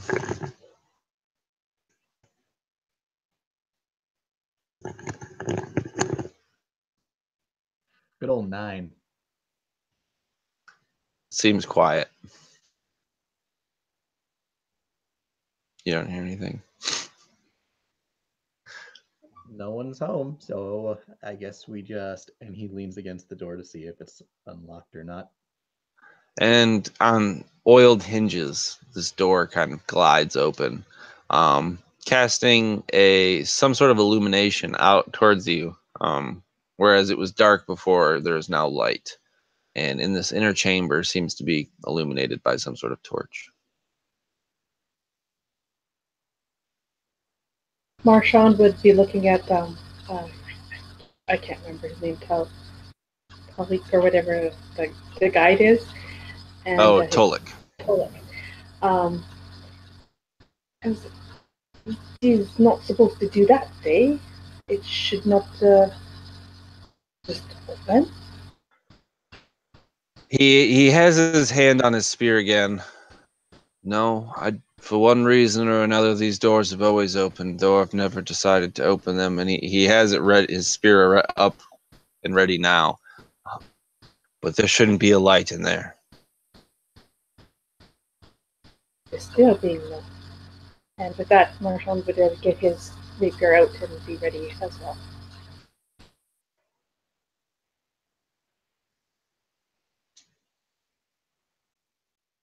And Morish, as you finish opening this door, you are opened into a burial chamber.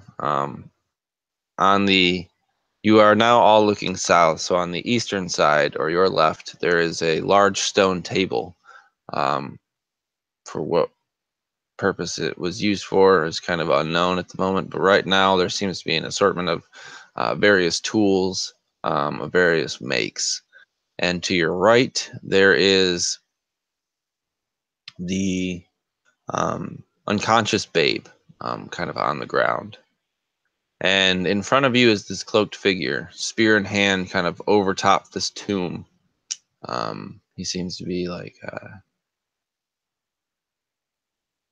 casting or something on it. His attention is off you.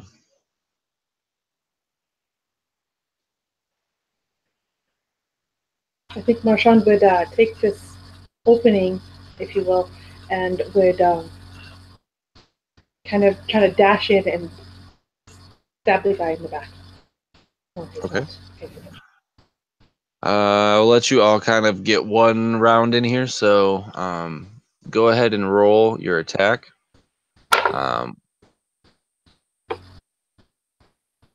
That would be an AC 15 hit.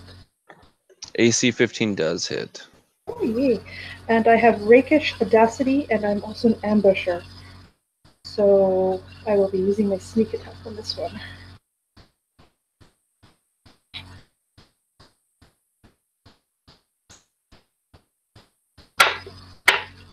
Oh, yay. 6, 7, 8, 9 points of damage. Including your sneak attack? Yeah, I rolled a 1 on my sneak attack. I love when that happens. Oh, I get 2d6. Never mind. One more die. That's a 4. So 13 damage? 13, yeah, 13 damage. So, describe to me this death scene as you kill this critter. So Marchand is like, ah! And he runs in and he's flashing his sword and he slices through the back of the cloak or whatever of this thing inside of him, and it's such a nasty slash, and he follows it up by a straight through jab, which just kind of pierces right through the body, right into the guy. So there is very little resistance as you perform your maneuver and finish him with a blow through the body. And as you do so, this cloak kind of falls and is dangling from where you've pierced him. And from behind, you're able to make out that this is a fox, slightly graying around the ears. And as he kind of stands there, shaking a moment, the mask also falls loose. And what looks to be a young version of the warden, the gray fox who deemed himself the protector of Lemberg, is in front of you.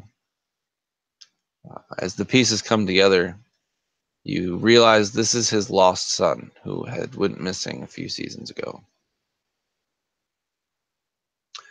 And as he turns to you, Rapier, still sticking from his body, he looks to you, Marshal. Save the babe. As he collapses to the ground. There's an eerie silence for a moment. What would you like to do?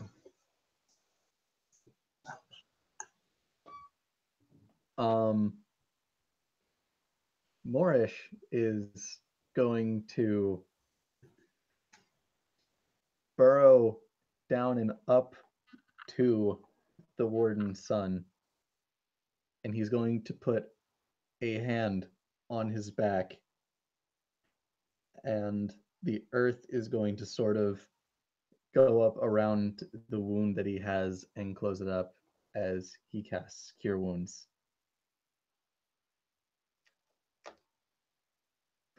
I am actually going to roll we're going to roll for it because he is under the influence of some darker energies here that would kind of counteract the normal magics that you're, not necessarily magic, but the normal things you're working with. So you're a ranger. You have a wisdom proficiency?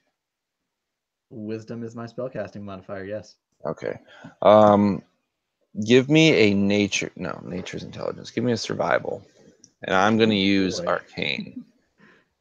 Okay, I am proficient in that. Good. I just didn't put the modifier in. I got a 16. 18.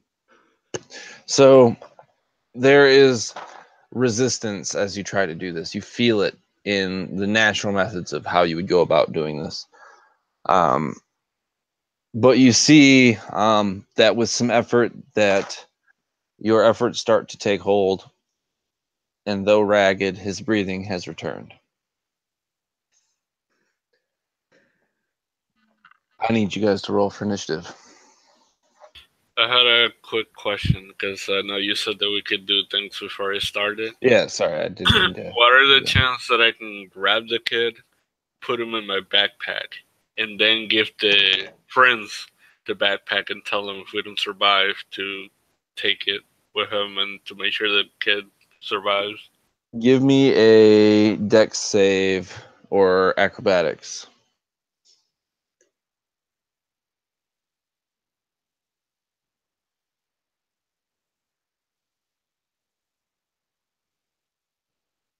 That was a 4 on my dex save. So I'm going to say you managed to scoop the kid up, but you weren't able to get over to hand off to finish your plan.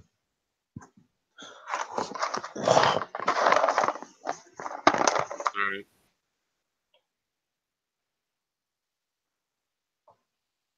All right, the rest of you roll for initiative.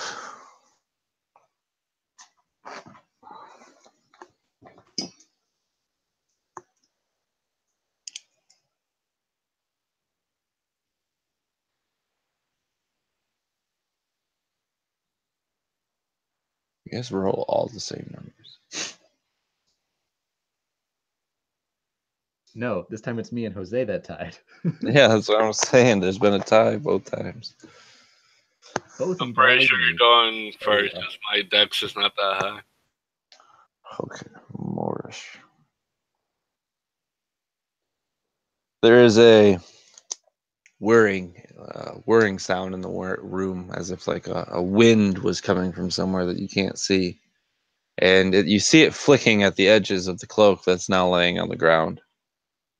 And the mask, obsidian black in color, with glowing red eyes, that was kind of like upturned on the ground, has now kind of righted itself and is slowly turning towards the party. And in a voice disembodied, "I knew you'd come.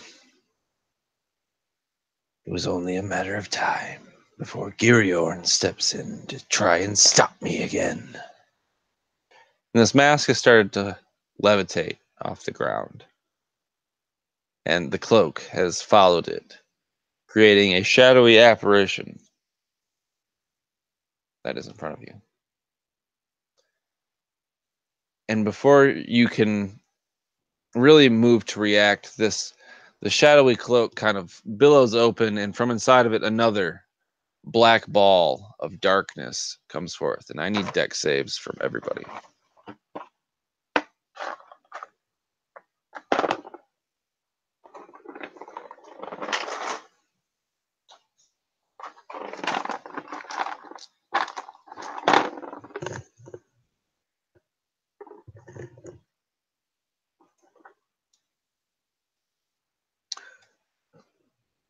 Moorish, you are able to evade.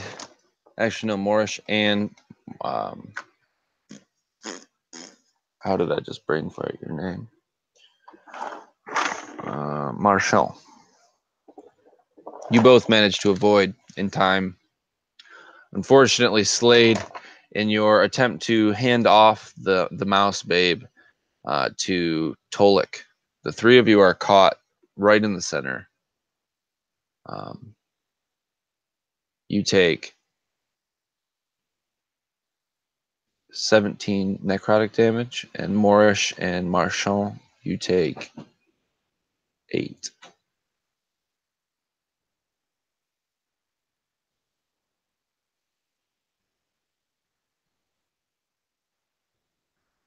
And as this kind of blackness starts to dissipate, you see that it's kind of funneling itself into the snout of Tolik.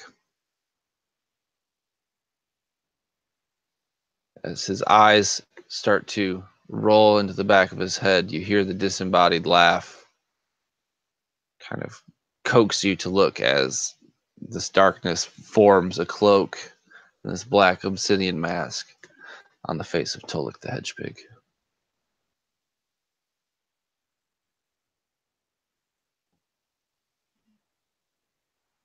Oh no.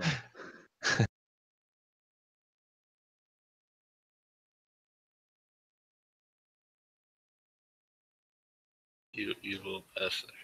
Sorry, that brings us to the top of the order with Marshall.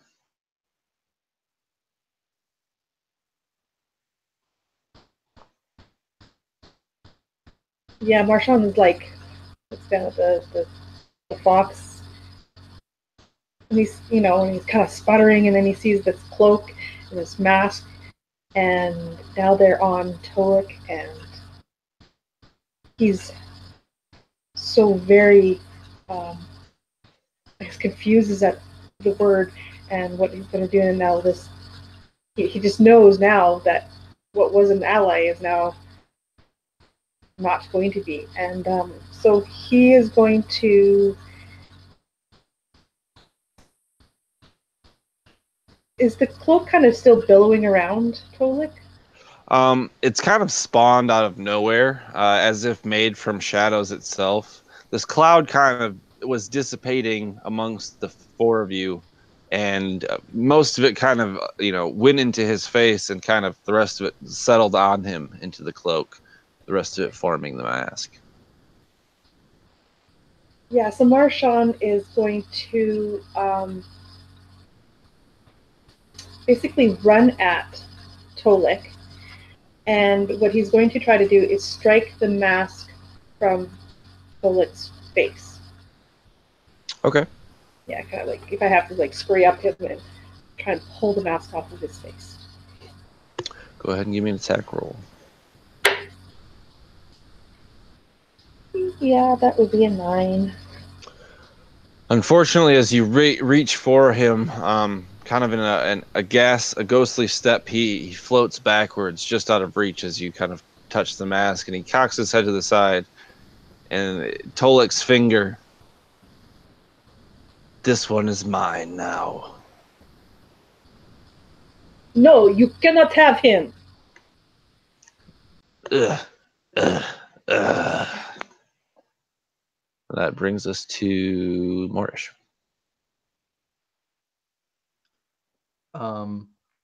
Morish is going to come out of the ground, sort of lifting the fox's body above his head as he comes out. And then he's going to push the fox's body over. And he's then going to try and draw his bow and shoot an arrow at the mask. Because that's probably a thing that's causing stuff. Because it was on the possum, now it's on him. Yeah, absolutely.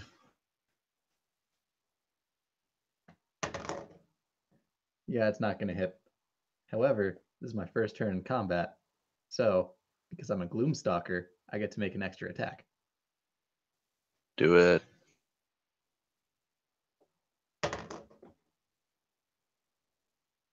This one also misses. This creature or apparition that has kind of taken hold of Tolik is mildly altering his body in the same way that Marchand witnessed earlier last night, as if he's fading in and out of corporealness. Your shots seem true, but they pass through as he's unaffected.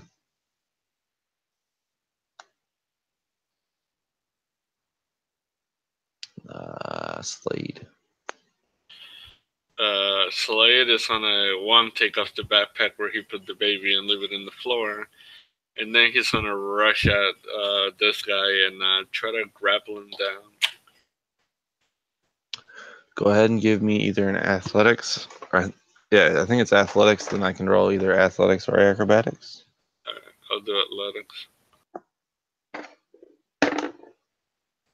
I got a 20 total.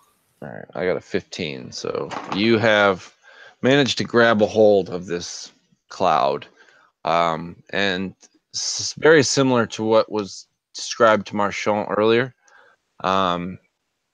You feel his body, and there's moments where you feel like a wind resistance where the mass of his flesh should be, and then it's back, and then it's gone. And this happens maybe 2 or 3 times in the few seconds that you're holding him. He's almost flickering, if you will. And that brings us to his turn, and he's kind of you see it's kind of probably funny looking, these massive otter arms around this like cloud of shadow and smoke, and like the top spilling over, the bottom's kind of flowing out, and he's going to try and escape. Go ahead and do me another athletics or acrobatics. I think it's just athletics from you, actually. 17. So yeah, he got a 14, so you still have a hold of him. Marshall, you have advantage on attacks against him because he's restrained. Yeah. So Marchand is going to take his rapier, and he is going to attack him with it, but he is going to hit him with the pommel, kind of to like knock him out versus like doing lethal damage. I'd like to try to just knock him out.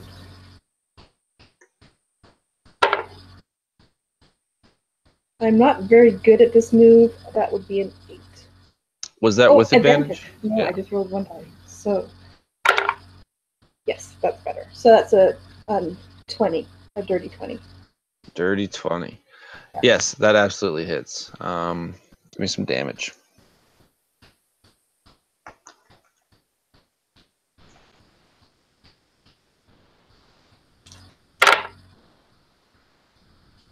And I think you can include your sneak attack because you're within 5 feet of a teammate. Perfect. That would be then 16 points of damage, which I'd like to be non-lethal. Try to knock him out. Okay, yeah, your pommel smacks hard against this obsidian mask, and you see his face look down, but the cold red glow meets your eyes as he looks back up at you. Your strikes will only hurt the body. Radagog. I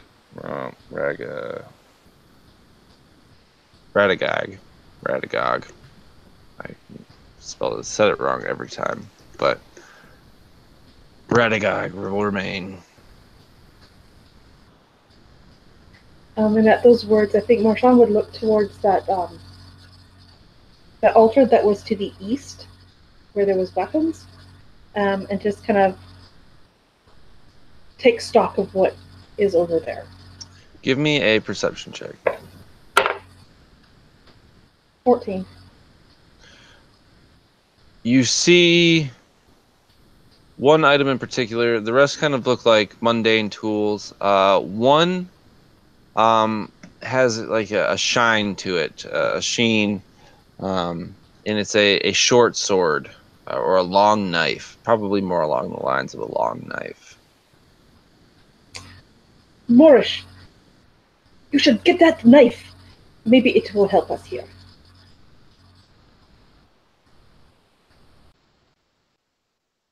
I think that brings us to Moorish. And Moorish will look over towards the knife. And he'll walk over towards it. And he will pick it up. Does anything immediately happen when he picks it up? Nope. Looking at this knife, it's a very outstanding quality. Another one of those things that just doesn't really belong here. And he's gonna throw it at the guy. Go ahead and make me a ranged attack. 19 to hit. That 100% hits.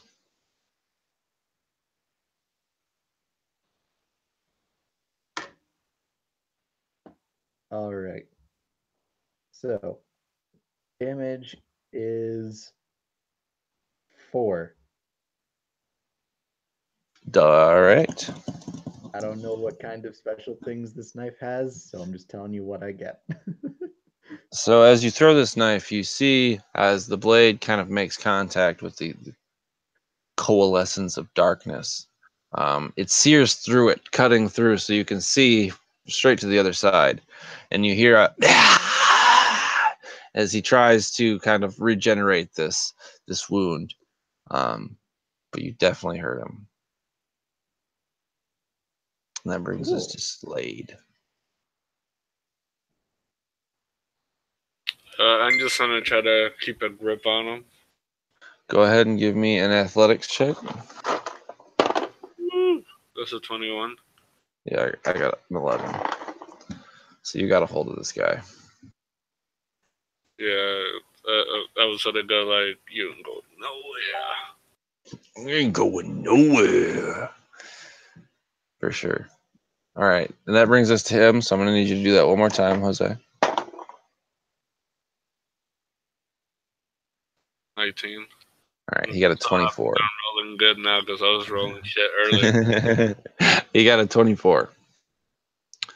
So the tendrils of darkness are starting to, like, you feel them now. They're cold. This guy is very, very cold. And you're kind of starting to notice that, like, the quills from the hedgehog are, like, getting through your fur now, and you're kind of starting to feel the effects of holding this guy so tight. And with kind of like a flex, he spines you a bit. You take 3 points of piercing damage as he kind of pricks you enough for you to let go, and he drops to the floor, where he will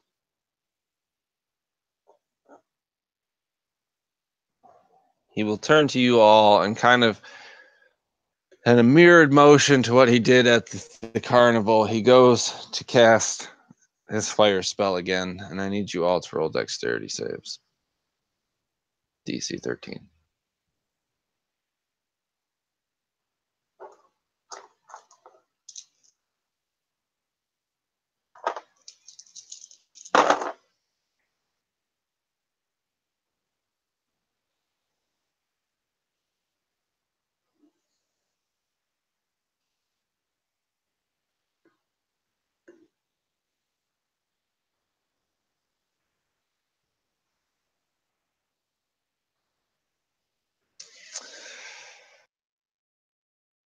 Marshall, caught in the center of the blaze, the fire erupts in this room all around you, tarnishing most of the things on the table, and the table itself. And it hits the torch, which kind of blows it out, though the room is still illuminated from the various things on fire. Marchand, you take 17 points of fire damage. Marchand collapses in a pile of sizzling, smoking earth. That knocked him down to 0. As it's a good thing we can't theater of the mind odors, because I would rather not smell that one. But Slade and Morris, you also take 8 points of damage. Okay, I'm done as well.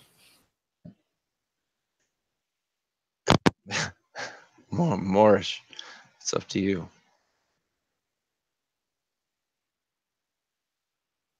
Is it all up to me? It's all up to you. It's your turn. Actually, no, I believe it's Marchand's turn. Make a death savings throw.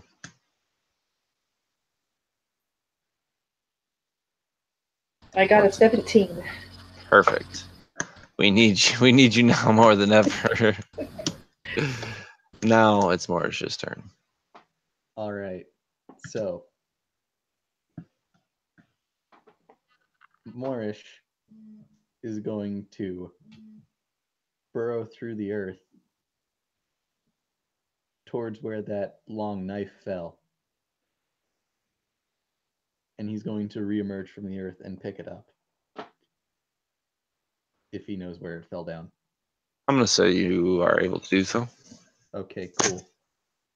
Would it be possible for me to walk over to... the words are hard. Slade and have the earth pass over him and his many spike wounds and burns and act as bandages as I cast Cure Wounds on him again? Would that be a thing I can do? I would say so. Cool. So, Slade, you will regain 8 hit points. Thank you. And that's my turn.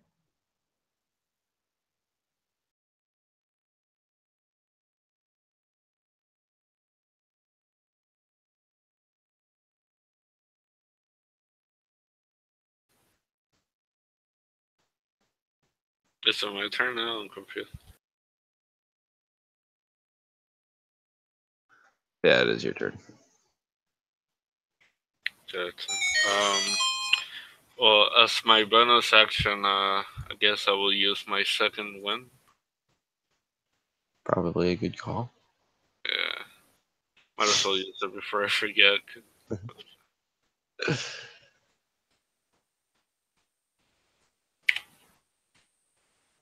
Alright, I healed 10. Woohoo! And then after that, I'm gonna smack him in the face with my battle axe. But instead of using like the axe side, I'm gonna put it sideways so that way I can try to knock him out instead of kill him.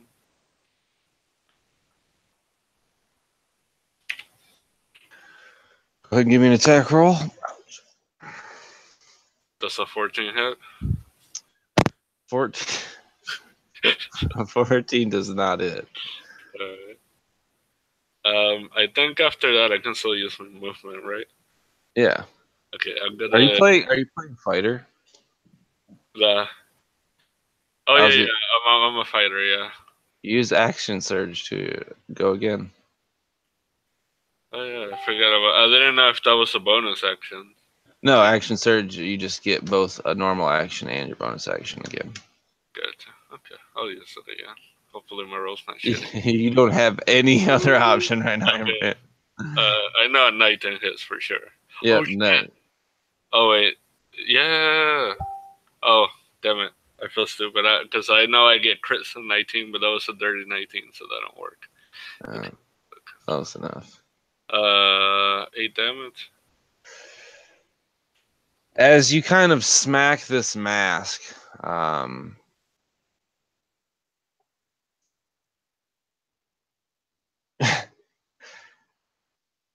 you feel the rattle as it's almost shaken loose, but there's something holding it to Tolik's face.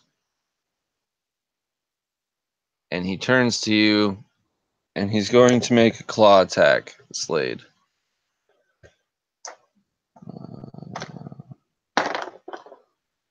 And fortunately for you, the process of kind of holding himself together from your attack has thrown him off enough that his claw attack kind of passes by you. Marchand, we need another death savings throw. I got a nat 20. All right, so the gasps of life return to Marchand as she has brought herself back from the brink. Do you say anything as you return to the mortal world? Mon Dieu! My God. And that brings us to Morish. Morish is going to go up to the shadow, the hedgehog. Shadow the... Oh, shut up. Shut up. And he's going to try and slash him with this fancy knife. You're the faker. Go ahead and give me an attack roll with advantage.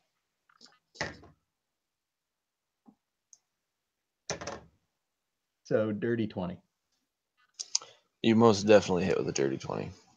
All right. And question. Probably should have asked this the first time I attacked. Is it a D4 or a D6? This is a D6. Okay, I rolled with a D4 before. Yeah, I probably should have told you that. My bad. No worries. So, this is going to deal 7 damage to him. As you cut into his shadowy form, beams of light kind of radiate from this blade as it courses through this, what was Tolik. And you feel it cut into his flesh. And it almost like pops as you do. The resistance finally finding a means of escape. And you hear the like blood, not blood curdling, the rasp kind of as the obsidian mask falls to the floor and the shadows disappear around Tolik, who is bleeding and has collapsed to the ground. But you are out of combat. You have killed whatever this monster was. Time to use that last spell slot. Curing all the wounds today. Yeah. Maybe I'll have to multi-class into cleric later. Who knows? Not a bad call. And the earth will come up and kick over his slash wounds and the bruises that he had gotten from being grappled by Slade as sort of Pummeled by weapons. And he as pseudo ice packs. Yeah, he likewise gasps and comes to. If it matters, he's getting 3 hit points. That's fine. There's a stirring from the satchel that Slade had set on the ground as the head of the mouse babe reveals itself, and he's cute. He kind of looks around and, where's my mom? Where's the food?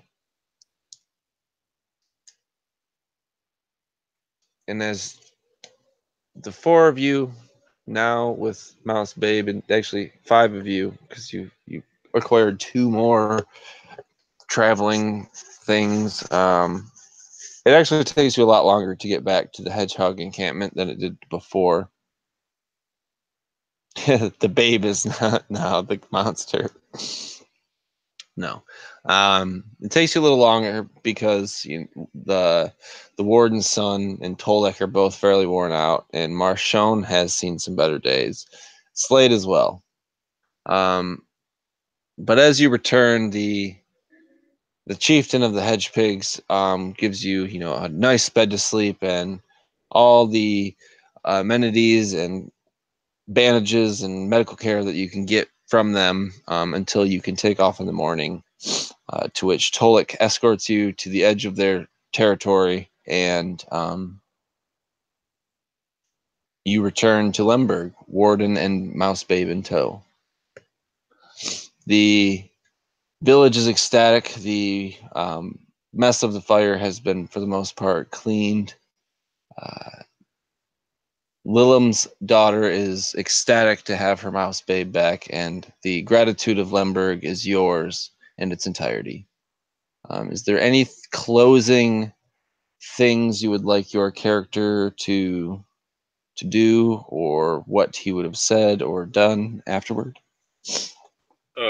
Slade would tell whoever we brought the baby to that they helped us, so that way they can, the people can get along with them and maybe let them into towns so they don't, keep hating them and stuff. Yep, and actually, the part where the guy was taken over by the mask. Yeah, he wouldn't say that, obviously. The warden is super happy to have his son back, but Lilim, the mouse woman's father, he approaches and he looks apologetic. It seems that maybe I was wrong. Maybe I've been wrong about a lot of things. Maybe we all have. And later that evening, a messenger is sent to the hedgepig territory with means of communication and opening a trade agreement. And that was Slade. Is Marchon or Morris up to anything here at the end? Well, Marchon, you would see him walking away with 2 bushy-tailed squirrel babes, one on each arm, and he'd be telling them all about the story, embellishing his role very much in the whole process, and of course, walking away to go have some fun. And how about Moorish? Moorish is walking the warden's son back to him, and he's just gonna walk up to the warden. He's gonna shake his hand. He's gonna say, I don't need any payment for this. And as you bring the warden his son tries to, explain. He says, the medallion. It was the medallion. And this kind of clicks with you, Moorish, as the snake medallion you've seen previously in the previous day. And you kind of search yourself. You remember you didn't have it. And you ask Slade, who's still in the camp or the village, if he has it. Slade says no. And Marchon, as you are walking off with your squirrel babes, embellishing your story, you pull a gold medallion and let it swing as you walk off, claiming your trophy. Perfect. And with that, we end the session of the Lemberg, or Trouble in Lemberg Revamp. What do you guys think? Was it satisfactory for 2.5 hours? I liked it. It was pretty good. I wasn't expecting the whole mess thing. That was pretty neat. I enjoyed it a bit more than the original version, so that's good. Hey, that's what we're looking for. Yeah, when you when you said that I killed the fox, the warden, so I was like, oh, no. I seen you panicking at the bottom, and I was like, no, it's okay. It honestly, had you not had a heal able to cast Cure Wounds, I was trying to kill somebody. You guys just wouldn't let me. It's like, let someone die. No We death need to be. allowed here. Nope. The mole comes in with his magic dirt. But excellent. I'm glad you guys had a good time. Feel free to send me any kind of feedback you feel I need to hear. Other than that, we will do send-offs, and I'll round us up when we're done for the night. So we'll go in reverse order. Karen, go ahead and start us off. I'm Karen. I had a great time tonight. Thank you, everybody, for this game. It was great to be the first time I've ever played a critter, not a, something else other than human. So this was pretty awesome. I would really like to, I think, return and see this place, do this again, and explore this world. I think it's kind of cool. Thank you very much. For sure. I will definitely keep you on the list of people to let know when I do something like this. Jose. Hey everybody, I'm Jose. I was playing Slade, and yeah, man, I had a blast. It was a lot of fun, and definitely, if you're on more, I'd be more than happy to see where this world goes and where it takes the characters and stuff. Sounds pretty neat, and I like it. For sure, man. You're reliable as ever when it comes to coming through. So I will likewise keep you on the list. And then finally, Connor, one of my stalwart critters in these games. Hi, I'm Connor. As Baron said, I was in a few of these games before where I played Drake, the best bard you will ever see. I run the channel Versatile Diecaster, and there you will probably see some playtests of my own thing very soon. It's in the works. Hell yeah, keep the lookout for that, because Connor makes good stuff. But other than that, this is an RWD gaming video. We played Trouble in Lemberg, the revamp, in the Upfur and Fury critter setting by Philip, Maddie, and myself. Thanks for watching. Until next time, we will see you.